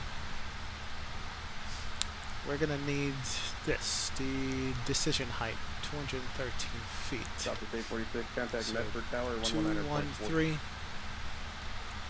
That's decision height, not minimum decision altitude. Okay, there we go. 213. There we go. I'm sorry, you know what? That's the decision altitude. My bad. Take that back. 213 decision altitude, yeah. Southwest 846, Medford Tower runway 14. Yeah, decision altitude. And that's going to be based off of the QNH. Alright, so we're set up config 3, decision altitude, 8,000 feet transition, wind speed, all that stuff is all set. So we're going to be good to go. Alright. So everything that we need is already set up for the arrival. Good. The arrival is going to be the Bodega 2 arrival. And basically Bodega 2 comes to legs here. Go south, overfly the airport, and they're going to vector us back around to land on 28 left or 28 right. So we're going to come this way, come down, overfly the field, and come here. Now what's interesting, and let's get rid of this window here. There we go. Here's my ortho scenery. Oh. Beautiful. In the Gulf, Roger. Radar service terminated. Squawk and maintain VFR. Love it. Next. That's just awesome. No ortho over there. Yeah, so basically what's interesting is the weather. I was looking at the weather before. And let me read what the weather says in San Francisco, if this makes sense. Visibility is 3 miles. And the RVR is broken. Scatter clouds at 700 feet. So this is definitely going to be an ILS. It's not going to be a visual. So we expect low ceilings, 700 feet. And the visibility is only 3 miles in San Francisco. It is overcast. That's 1,700 feet. And that's based on the current ATIS that we're looking at. So it should be an interesting landing in San Francisco when we get there. It should be very, very, very interesting. But not to worry. We should get this right. Should. We'll see.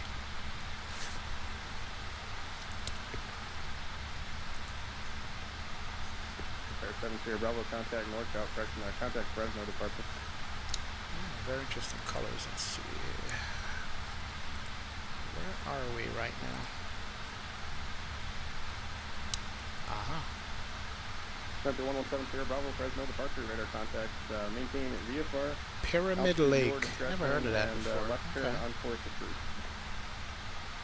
So Pyramid Lake is over here. We're flying over it right now, I think. Yep, there it is. Right there.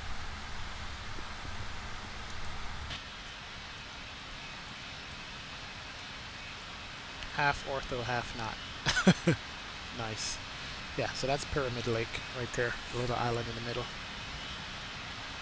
So supposedly that's what we're flying over at this point. Or flying towards. There we go.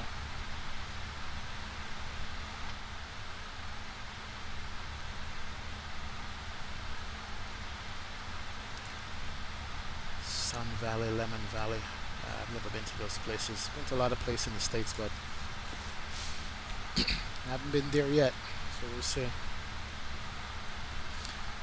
Alright, but yep, we're set up for the landing. We got all the landing info included.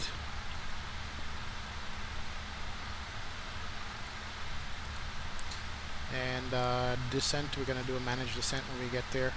Cut back on the speed a little bit.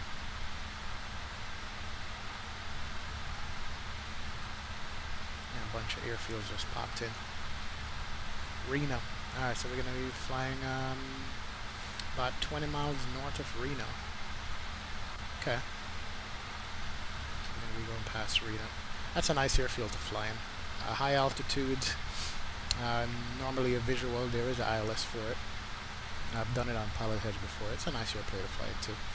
A good little 40-minute flight from San Francisco. Or actually, yeah, 40 minutes, something like that. 45 minutes. Not a bad flight at all.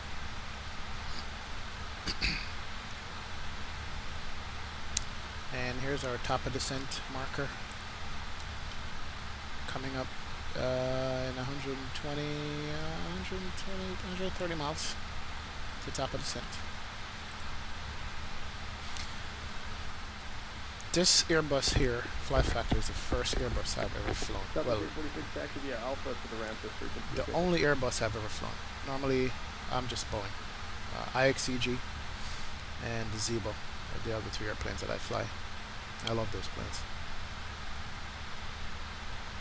But this Airbus made me want to get it just the way it was executed and done, and so far I'm not disappointed one bit about how it is. It was really stable from the get-go, and I like that. There's a city out there. Yeah, that's Reno. 20 miles out to my left. Yeah, that is Reno. Yeah, there it is. That's Reno. If you look right here on the map, we're looking at Reno right now, which is this city. And the airport is right here behind the clouds. I can see it. That's the airfield right there. Yeah. Usually use this runway when you're coming in. They put you on a downwind, turn you back, and make you land that way. Normally. And this is what makes ortho scenery so nice, is that you can actually see landmarks and stuff. As in real life. Because basically it is real life. It's a photo. Yeah, scenery load. Victor Tango, Salt Lake Center, time 0133. Clearance is void if not off by 0140. Report airborne on course. If not off by 0140, advise Salt Lake Center not later than 4 or 5 minutes after the hour of intention. Release for departure. Yeah, it looks like we're getting some kind of scenery load here. Frames are dropping.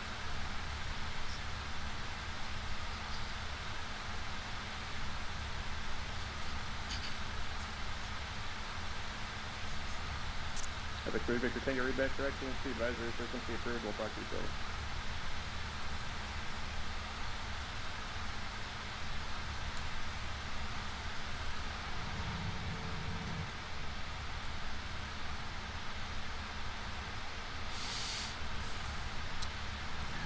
Highway into Reno right here. Not bad. Nice.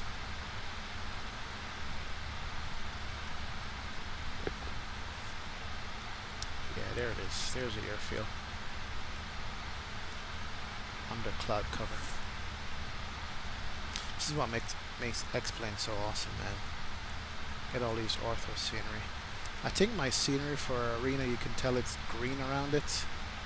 That's because whoever did the scenery, they did a little bit of ortho, but they always try to enhance the color of the ortho, because I guess the color on it is too brown, and they enhance it just a little bit.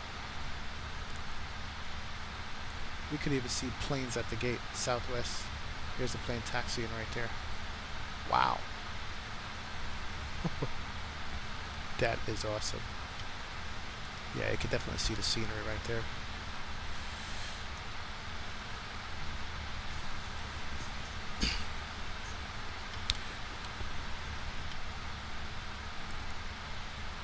Yeah, this X-Enviro 1.06 is nice. If I was using 1.07, I wouldn't be able to see the ground as good. It would be all foggy and stuff, and they're working on that for 108. 108 should be good. That should be the best X-Enviro so far when that comes out.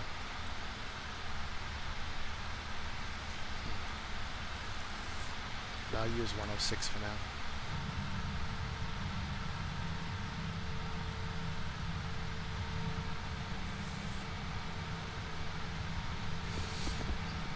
Alright, let's get back up front. Checking out progress. Alright, top of descent has dropped. 2311.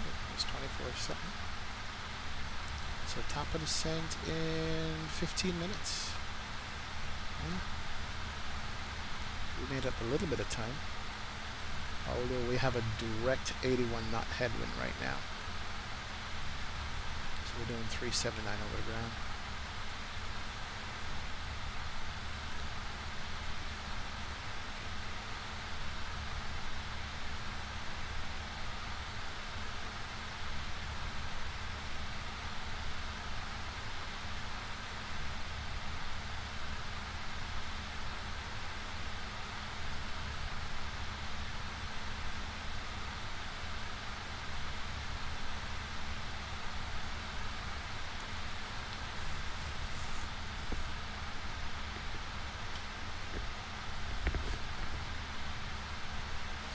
ATC went quiet there for a minute.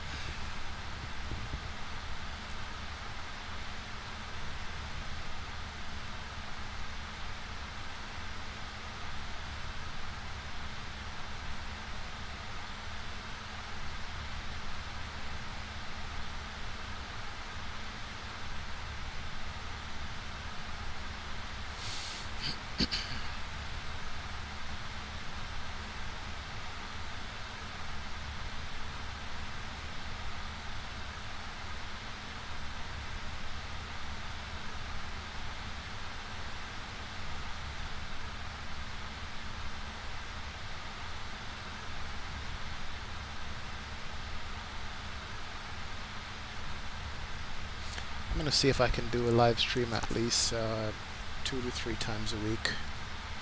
Just one flight. That's all I can handle. But I like live streaming. Just add an extra layer of fun to sim in itself. You know, once it's like you fly and you don't fly online and you get online, and then now every flight you do. Baker Tango, Salt Lake Center, radar contact.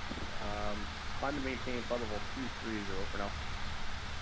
Yeah, every flight you do now, you have to be online to get the ACT coverage, you know.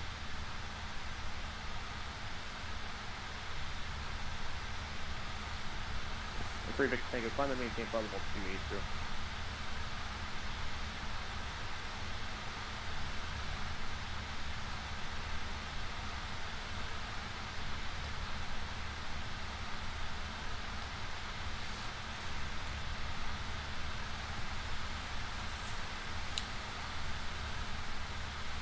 Looks like we're coming into some weather here. Latitude 944 Portland, ground runway 10 left at Echo, taxi via Mike and Echo. No more ortho scenery. Definitely coming into some weather.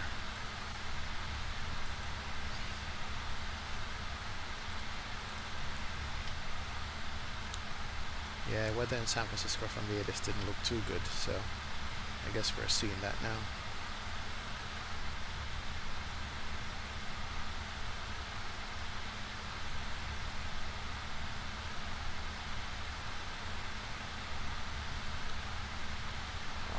Top of descent, 11 minutes. We're getting there. We did have our descent set up good. Pressurization for the land setup that's on auto. Runway was set up. We can verify the runway here. You know what? Let's do this. Flight plan. We can set for 28 right. Let's change it to 28 left.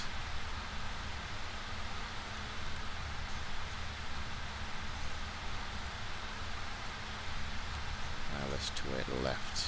There we go. Bodega 2.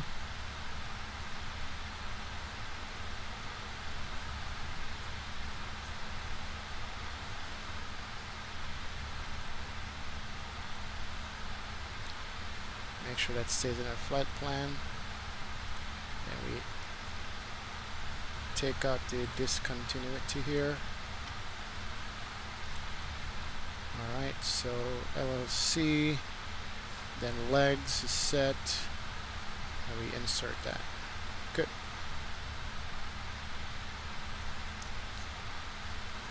Huh. Did I miss a waypoint? You know what? I think I did. LLC. Ooh, yeah, I think I missed a waypoint when I edit the flight. So let's do direct click. Flight plans. Bravo, stay requesting final altitude in it. Legs. Insert. There we go. Alright. Hope ATC don't notice that. Let's take a quick look here. Yeah, legs. Roger. Maintain VFR at 10,500. Advise prior to any altitude changes. We're supposed to go to LLC first before legs. Let me see if I can insert that. LLC.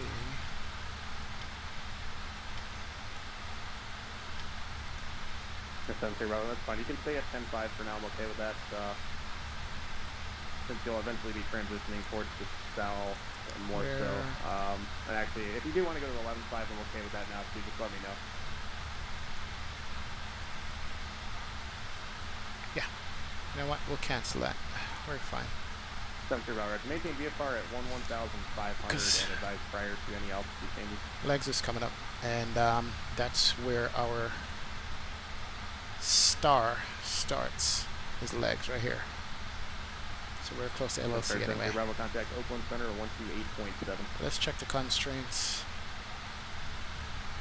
And first one is going to be Alaska 944, Portland Tower runway 280 knots. Echo, cleared for takeoff, wind 140 at 90. Below 280. Legs, Lazit, Bodega.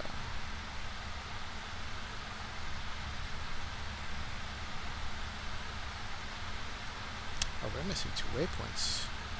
We're missing GEEHH and Bigelow, BGGLO. Number 117 Sierra Bravo, Oakland Center, Roger. That's what I screwed up here.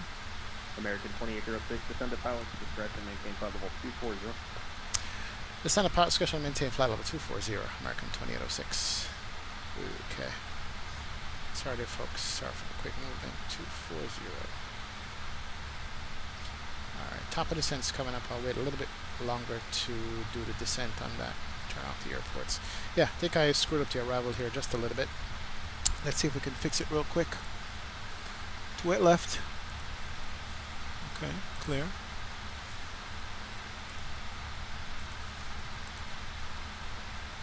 Arrival. 28 left is in. Not allowed, okay. Bodega 2.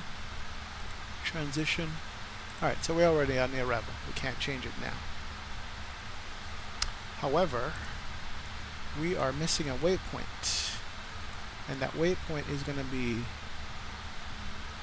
call it Bigelow. BGGLO. And that's between Bodega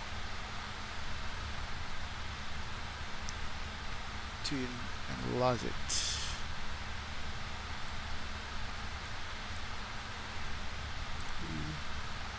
BGGLO. Bigelow. There's Lazit.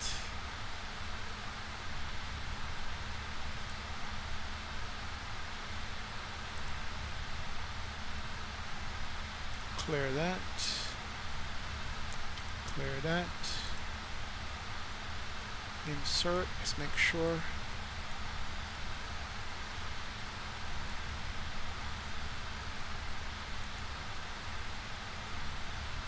Yes. Insert.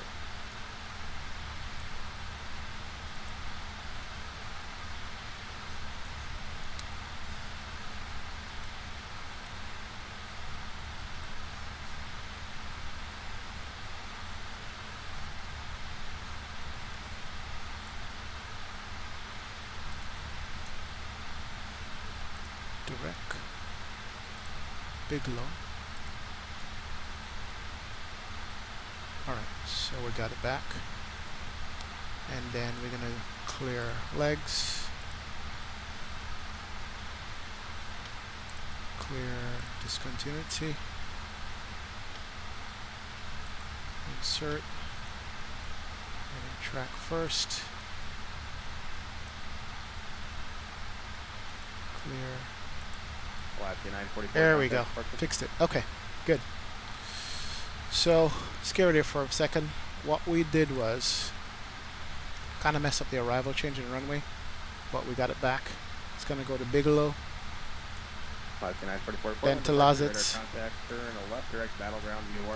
then to Bodega. So, Bigelow, Lozitz, Bodega, and Cork, C-O-R-K-K, 250 at 11,000. Twin Star 70 Bravo contact, Baker Field approach on 118.8.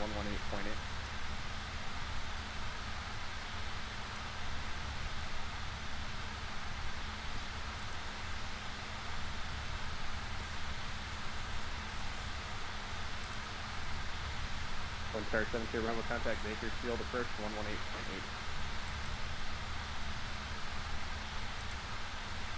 Good to go. All right.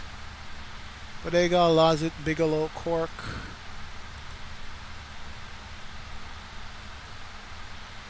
All right. Good to go on the flight plan. Sorry about that. Yeah, we almost screwed the pooch on that. Now, for our top of descent, it's coming up in 40 miles. Yep.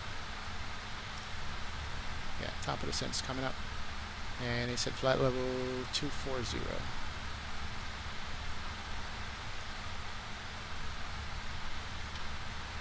Alaska 944 VFR traffic, 12 o'clock, 4 miles southbound, altitude indicates 9,800 descending. Turning back to the terrain radar. Yep, we got no scenery outside. Some bad weather out here, so we're not going to be able to look at anything at all.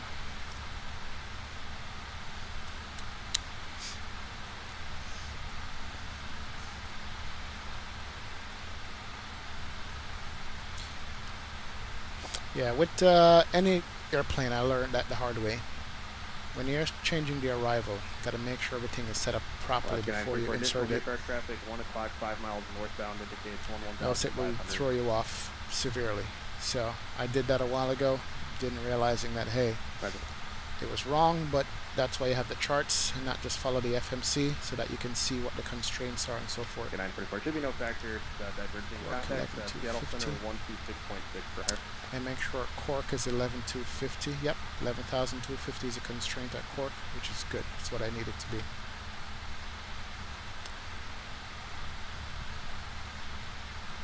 And that is going to be the final altitude. 944 126.6 on the star here. So that's awesome.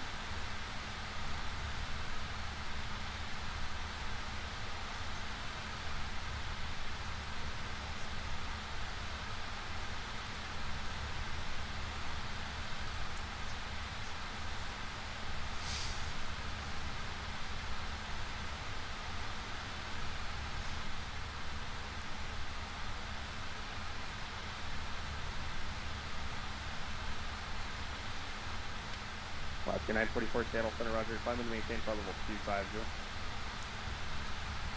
Alright, let's make some announcements to the cabin. Let them know. Ladies and gentlemen, from the flight deck, we're just about to begin our descent, and I will be turning on the seatbelt signs shortly. So please return to your seats as soon as you can. Thank you. Descent in 20 miles.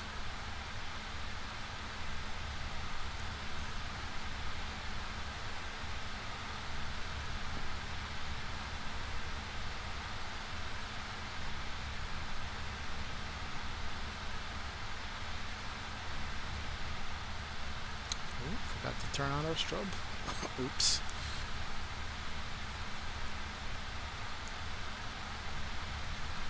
Yeah, scene reload.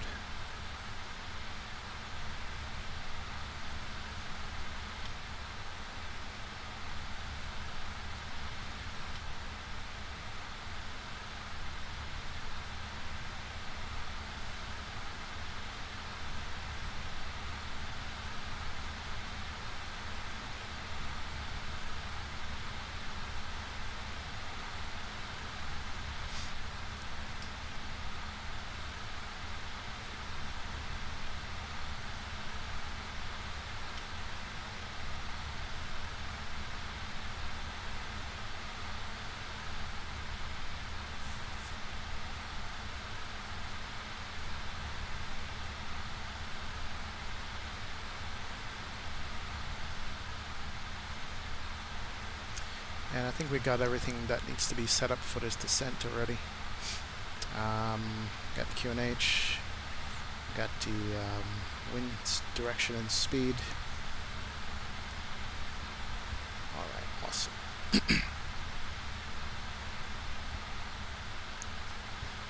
We might be using some speed bakes here, but it's all good.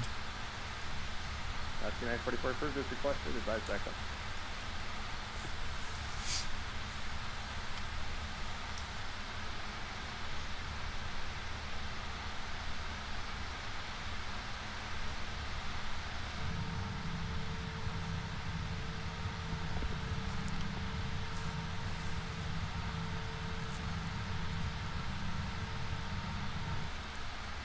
American 2806, descend via the Bodega to arrival, San Francisco, altimeter 3003. Descend via the Bodega to arrival, altimeter 3003. American 2806. Alright, I'm going to go ahead and start the arrival now. Put it back into manage speed. I'll slow it down a little bit.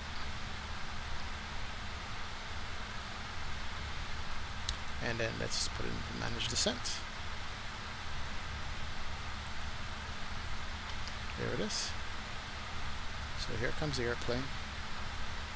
It's going to start its descent. Yep. And this is the basic, what you call VNAV path.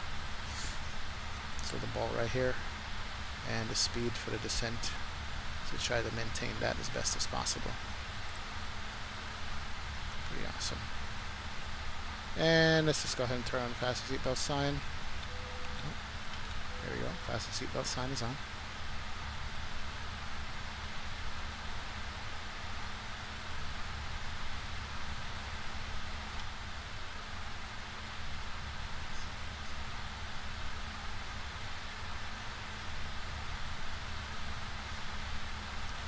So we're pretty much on the path right now to the descent, a little bit below the path as indicated by this ball right here, but we're good to go.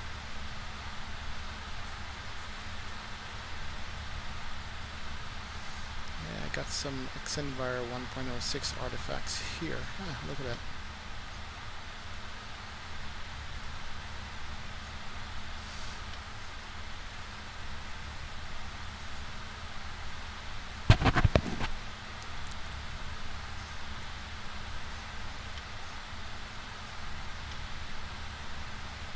Victor Tango, contact Salt Lake Center 132.4.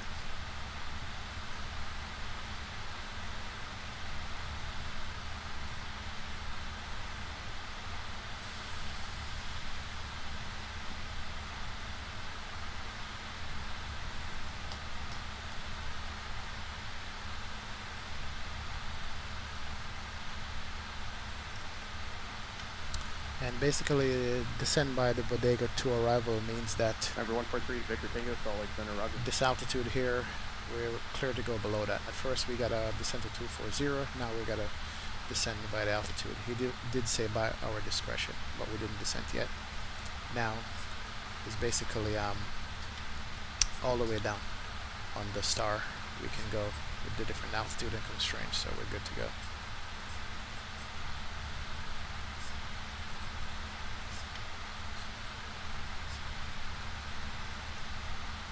Alaska 944 across Arvad at maintain 13,000 at 250 knots. Seattle altimeter 2979er.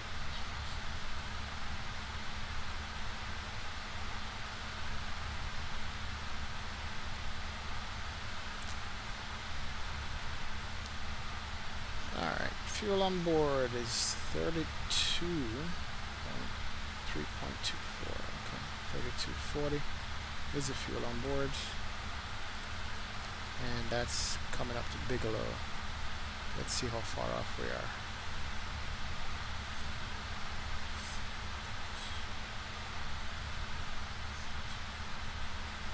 Bigelow 2.9. Yep, we're back. Yeah, we have enough fuel. 3.0, 2.9, and we are at 3.2. Okay, so we did catch up here. So we're perfect on fuel for landing. So that should give us enough to go around if we have to and come back. Maybe an extra hour as far as flight time is concerned, if we had to. So we got reserves. We're good. Cabin altitude is coming down. We were at 7,900. Now we're at 6,500. So yeah, the cabin is descending nicely. And if you look on the pressurization, yep, very good.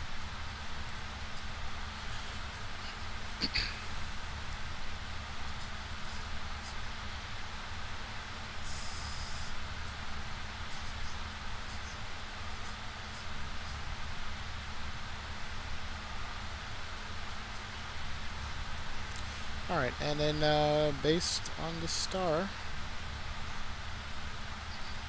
at Bigelow, we're supposed to be between 230 and 190. So let's set it for the bottom altitude of 190.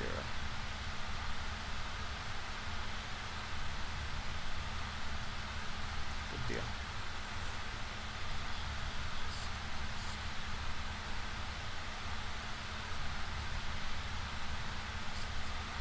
And the plane is managing the descent fairly well. We're just a little bit high on the profile, but that's fine.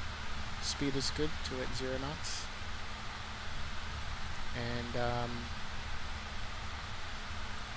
yeah, not to worry about. But even though you're on VNAV or whatever you call it on the Airbus, you still got to monitor it, make sure the plane is doing what it's got to do. Because we have a headwind, so that's affecting it. If we had a tailwind, we'd have to probably be bringing out the speed brakes to slow it down. Because that tailwind will keep pushing you, but we still have a headwind, 85 knot headwind, even at flight level 290. Wow. But that's probably what's keeping our speed under control, right there. Yeah, we're descending at 2,400 feet per minute. And we're still using a little bit of engine. We're not at idle descent at all because we got that headwind pushing back on us. This shows you the crossing where it anticipates flight level 190 to be.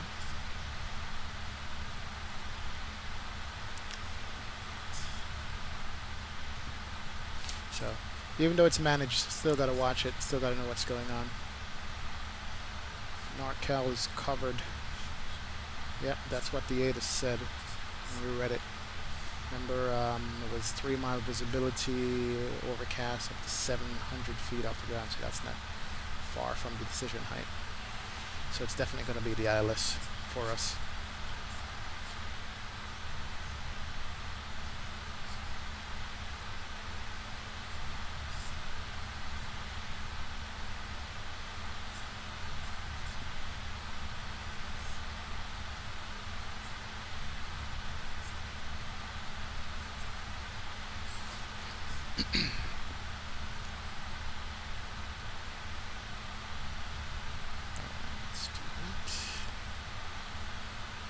Number 3318, Quebec, Oakland Center, Roger, clearance on request standby. Can turn on a constraint, so we'll show you what altitude and what speed restrictions you have at different altitudes.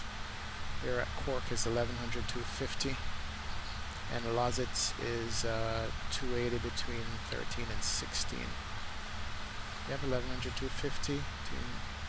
Lozitz is below 60 and 280 knots. And here we are. So Navigraph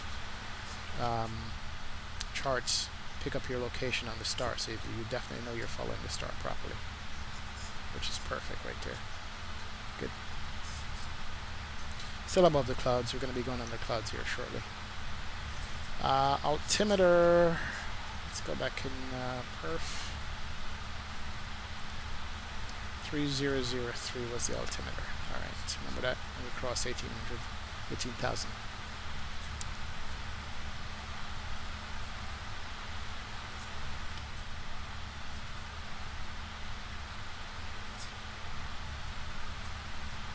Cessna 18 Quebec, clearance available, advise ready to copy. This will be full route. Cessna 18 Quebec, cleared from the Lake Tahoe Airport to the Auburn Airport via the Squaw Valley VOR, Sierra Whiskey Romeo, Victor 6, column intersection, direct. Maintain 12,000, departure frequency 134.3, squawk 4371, hold for release.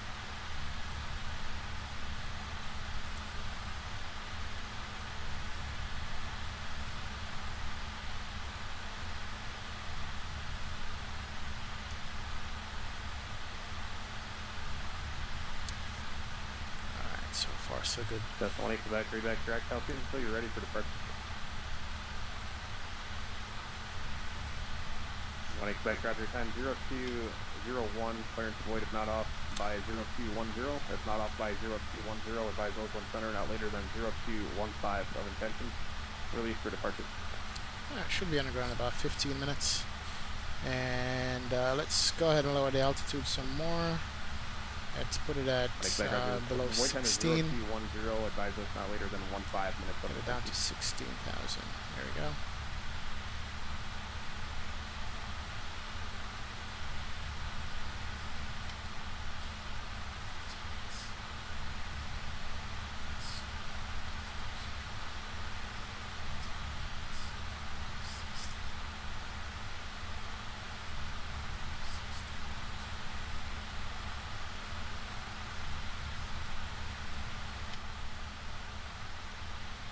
Wow, can't see nothing on the ground.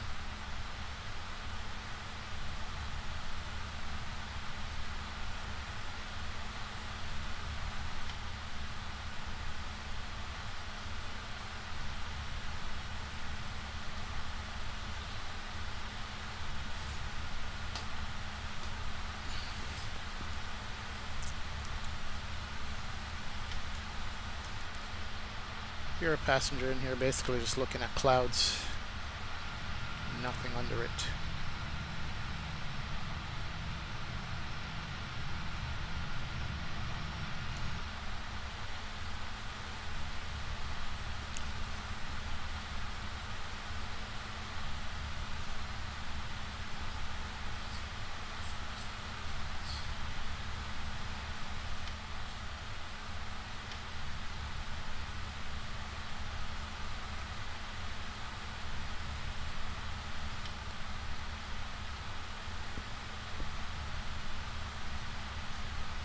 Alright, we should be switched over to our approach frequency here soon.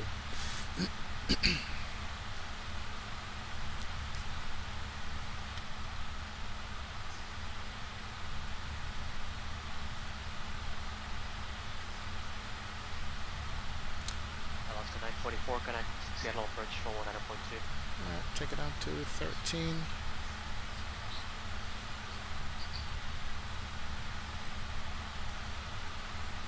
Deposit below 16, Bodega below 13, Cork at 11. Yep, below 13 at Bodega, perfect. Alright, so we are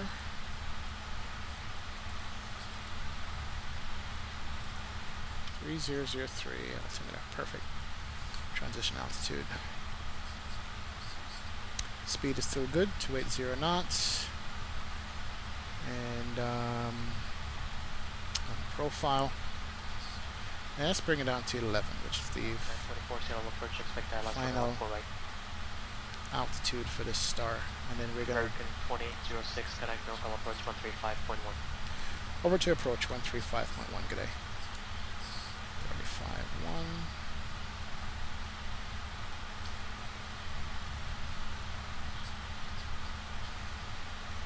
Horizon 3558, we know clearance standby. Corrections on the rate clearance standby.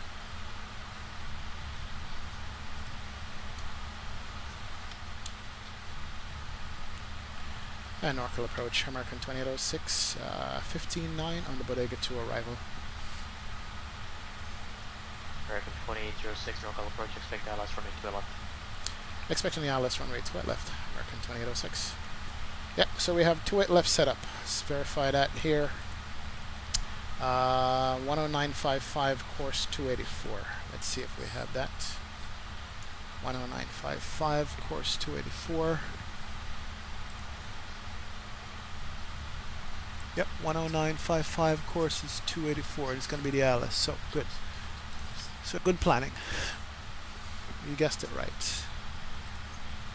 I will take that. Awesome.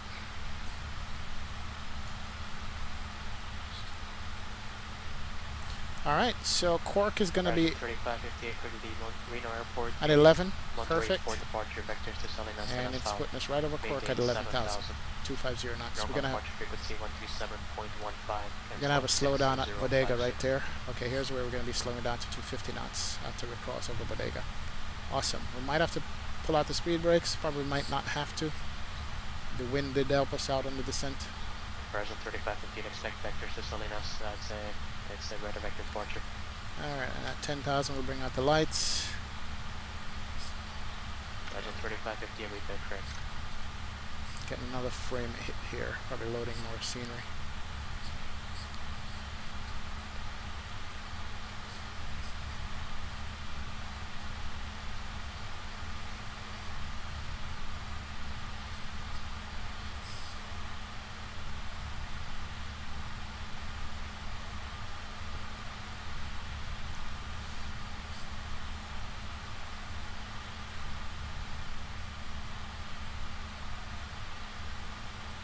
Yeah, I can't imagine being a real world pilot with all this preparation you gotta do, even though it's probably two people.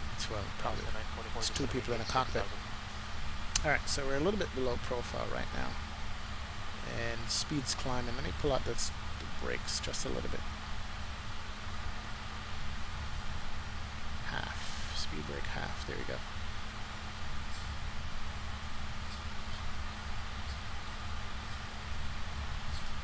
We're going to go back to 250 knots right here. Yep, speed's coming down, which is good. Coming back on profile. Good.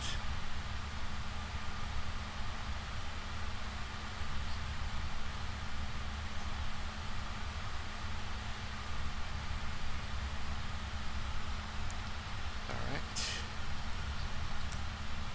Back speed brakes. We are good to go. Right on speed, 250 knots. November 331 Quebec, Oakland Center right then. 11,000. I think that's the bottom altitude on here. Yep, 11,000 at Cork. 250. So we're gonna get. Quebec with a contact 1.5 mile west of the Lake. We should get vectors from bricks. Alright, good. Vectors from bricks for the ILS. Alright. American 2806 to 788 6,000. Down to 6,000. American 2806. 6,000.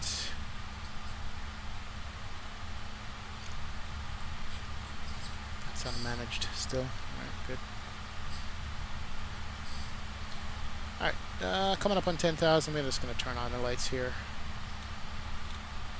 Let the cabin crew know. Below 10.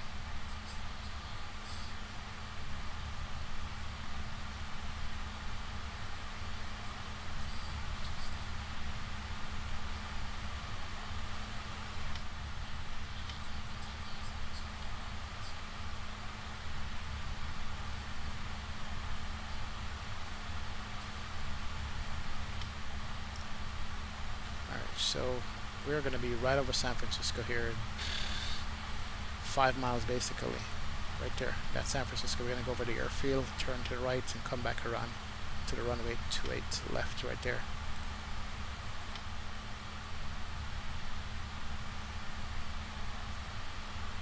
Let's arrest this vertical speed a little bit. Make it 1,500 feet a minute.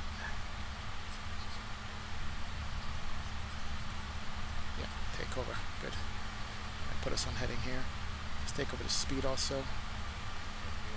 Delta Seattle Center, stand by. I'll put it at 230.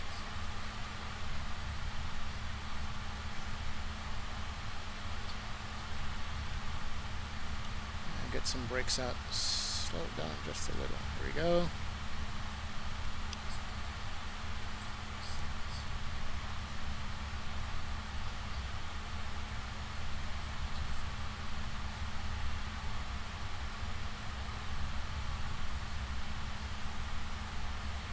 Very good.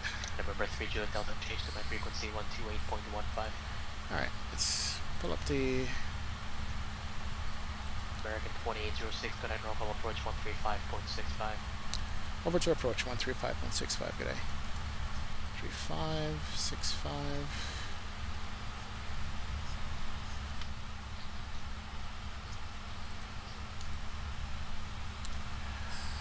NorCal approach American 2806 on the Bodega to arrival with the weather 7,600. American 2806, NorCal approach descend to maintain 4,000. 4,000 American 2806. Alright, down to 4. Here we go, 1,600 feet a minute. So he's going to get us over here and probably turn us back to He-Man at 3,100. There we go, good to go. November 313 Juliet Delta, clear to the Amity Airport, gas file, maintain flight level 230, expect flight level 27010 minutes. Alright, we're in the soup. Departure frequency 128.15, squawk 3345, full tour release. Frame hit.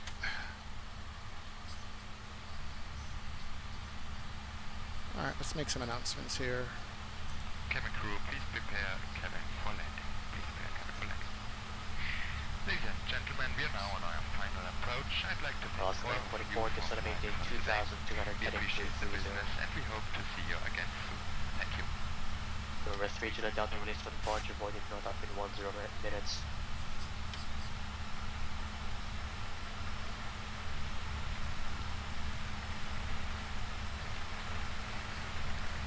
Slow down to 210. You know what? Let's turn on the anti-ice. Because I am not sure. What's the outside temperature? +1. Actually, no, we're not freezing, so we don't really need it.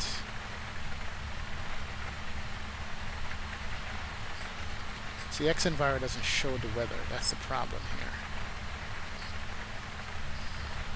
Slow it down a little.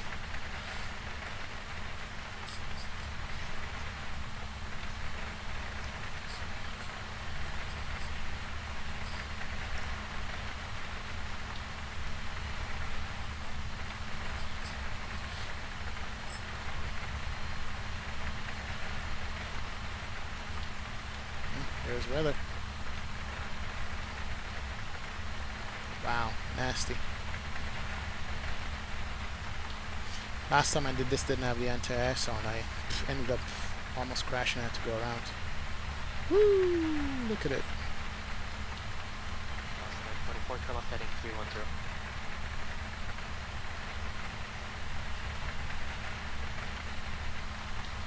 There's a little bit of precipitation on the windshield.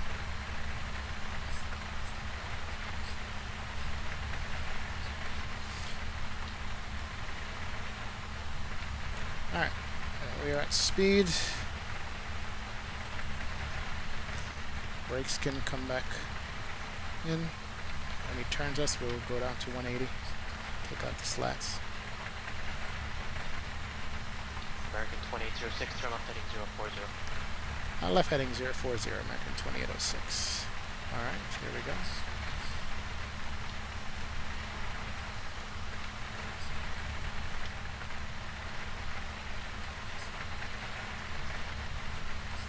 Slow it down to 180.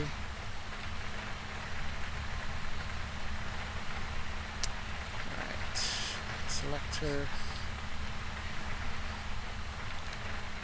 Bring out the slats.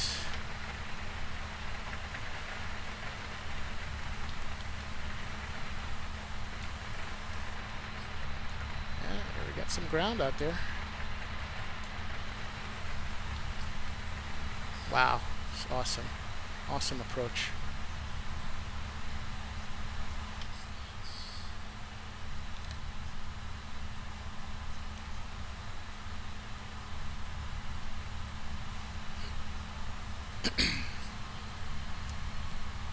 Alright, so we're at 4,000, 180 knots. We are 60 miles from the runway.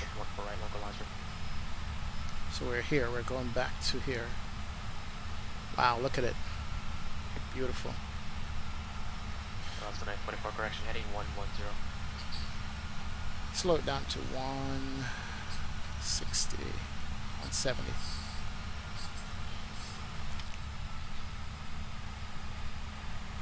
Arm the localizer.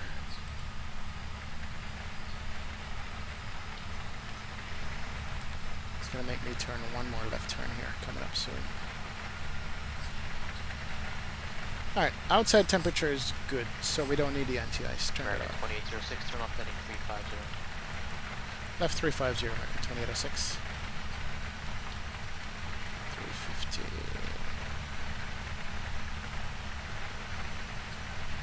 Good deal.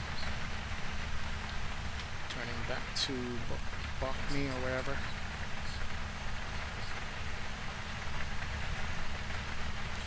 Let's arm the approach.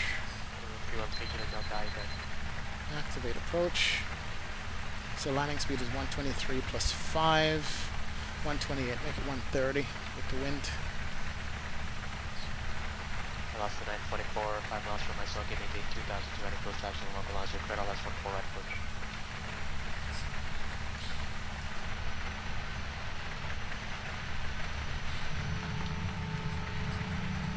American 2806, turn off heading 310, intercept runway to left localizer. Left 310 to a left localizer, American 2806. Alright, 310 for the localizer. Alright, localizer is here, it's coming in. It is armed, we're below the glide slope.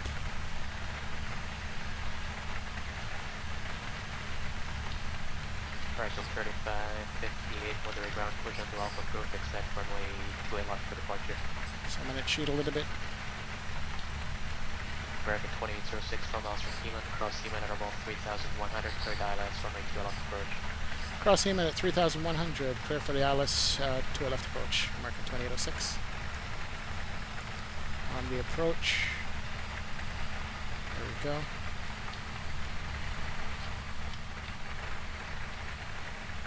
I lost the 944, minute point, travel 8.3. Alright, so localizer is coming in. Localizer is locked. Glide slope is going to be coming in too. We're 14 miles away. 170 knots, which is good. Looking good, folks. Looking good. And you can verify that right here. We are going to be on the Alice. Nice. I will take it. Localizer glide slope is going to be coming in. Point tower when I went 4 right to clear 2 line. That's going to be the tower frequency. San Francisco Tower 120.5.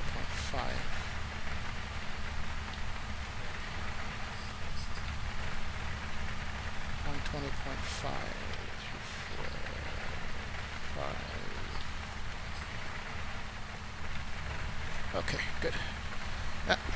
There's the immersion ruiner there. The light's out, but that's fine. We're 12 miles out still. So we'll come back on the speed to the 130 for landing, about 5 miles out. Good. Alright. Landing lights are on. Sit down the crew.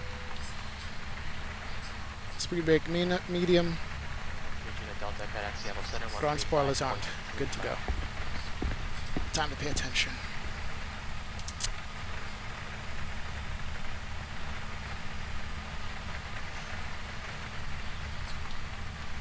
American 2806, connect San Francisco Tower 120.5. Over Tower 120.5. Good day.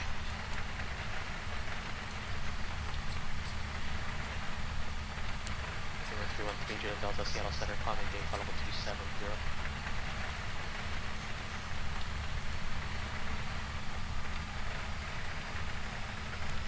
San Francisco Tower, American 2806, ILS 28 left.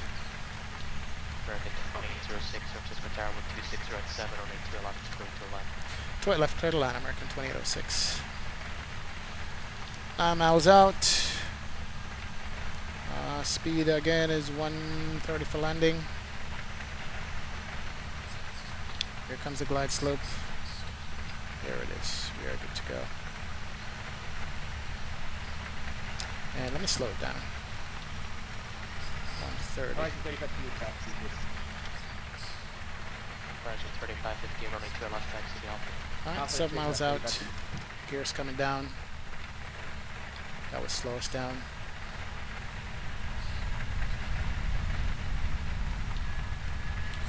Currently flap 3, one more slot to flap 4.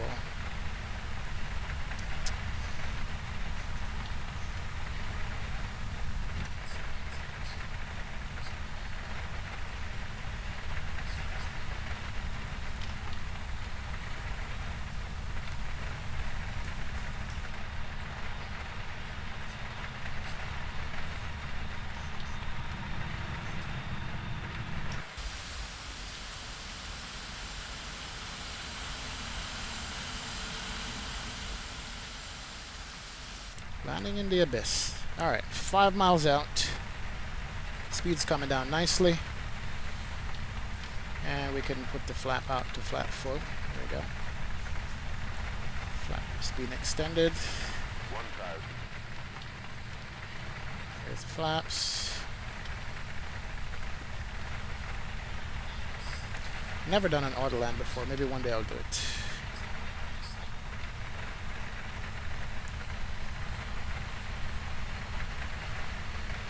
Alright, here goes nothing. Alright, auto brake set medium. Ground spoilers armed. 28 left. Airport runway confirmed. We see lights.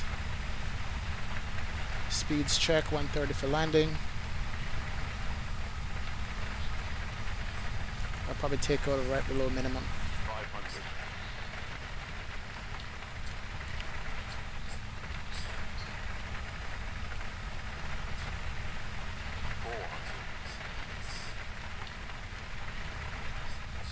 And we see the field. It's good. 300.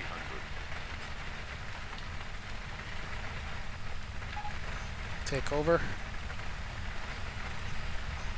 200. Landing.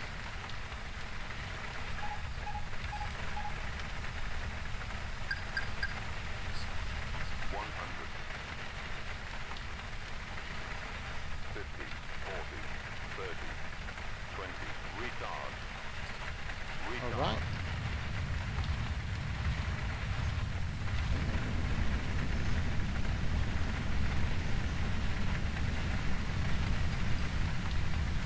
Slowing down, 100 knots. 80 knots. Alright, we'll coast right over this runway 10 right. Make a left. Approaching 19 left. Alpha, stay with you. Manual braking. Awesome.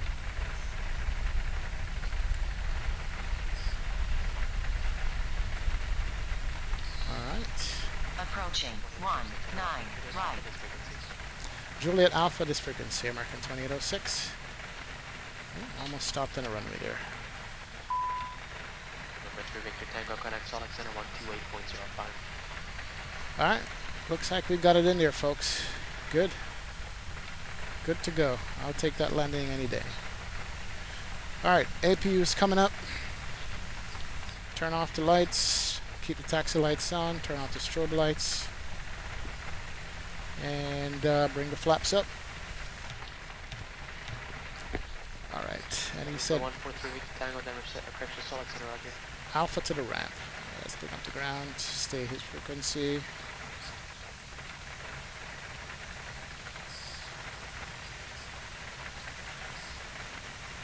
Alright, so Alpha taxiway is the inner taxiway. Okay, good. Awesome. We know where we are. Wow, not bad. 1 hour 40 minutes. Stop the clock. That's her landing time. And there's the American terminal right there. Just gotta find a gate to put it. And we're gonna put it right over here.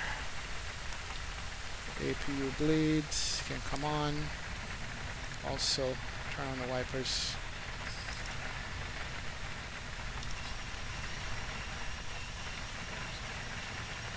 Too fast up there on the left. There we go. And we're going to put a gate over here. Turn off taxi light so we don't blind them.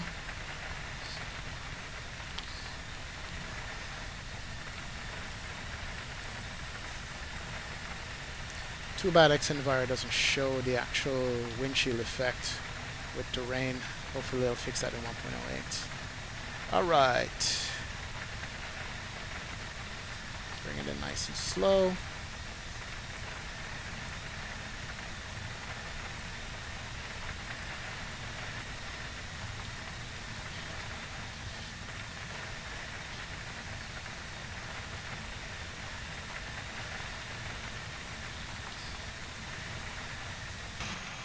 Good to go. Awesome. Alright. Parking brake set. Engines can come off. Awesome.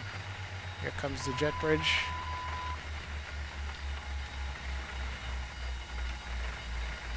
And let's kill the wipers. Seatbelt sides can come off. And beacon light can come off. Here we are, folks. Turn off the fuel pumps too. Welcome to San Francisco International Airport. Flight time today, 1 hour and 39 minutes. Just as predicted on the sim briefing. Whew. Interesting approach. I like that. Very nice.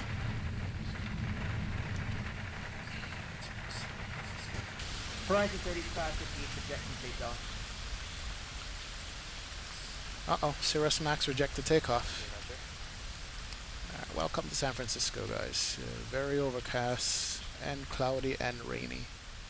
Typical San Francisco weather. Horizon 3558, like a taxi back to 28 left. And this is another Mr. Rex Left scenery. taxi via left on Golf Alpha. This Golf Alpha, scenery left, is 3558. freeware. Yeah, this scenery is freeware scenery. Anybody can have this. That's what I love about X-Plane. Some of the developers just make good scenery for it.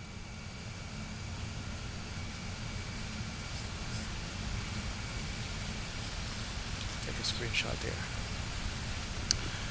Alright. Nice flight. Before I sign off, let me go ahead and just do a replay real quick. Let's disconnect from Pilotedge. And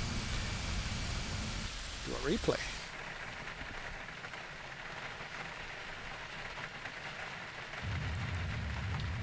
Not bad, I'll take that landing any day.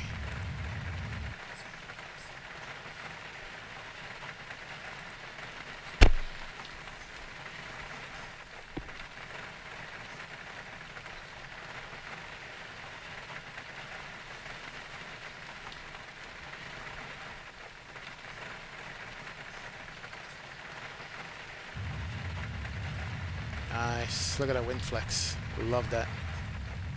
Flight Factor is beautiful when it comes to wind flex. Here it comes, yeah.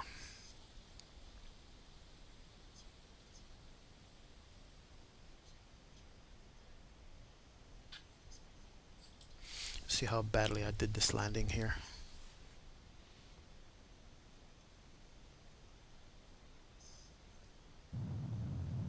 Almost bounced it, but I'll take that. That works.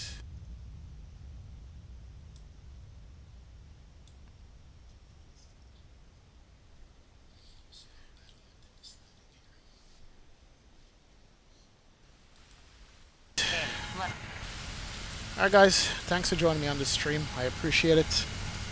Appreciate you sticking with me for the hour and 40-minute flight that we just did. And thank you so much for joining X-Plane 1972. Don't forget to hit the like button. Also subscribe so you guys can see when I'm going to be going live and when I'm going to be doing all my flights. I really appreciate it. And any feedback you guys have on this video, if you're watching it on video instead of live, let me know. I'll be happy to comment on it, fix whatever you'd like me to fix for the stream. But thank you very much for watching my video. And this is X-Plane 1972 signing off. Thank you very much. And enjoy your evening.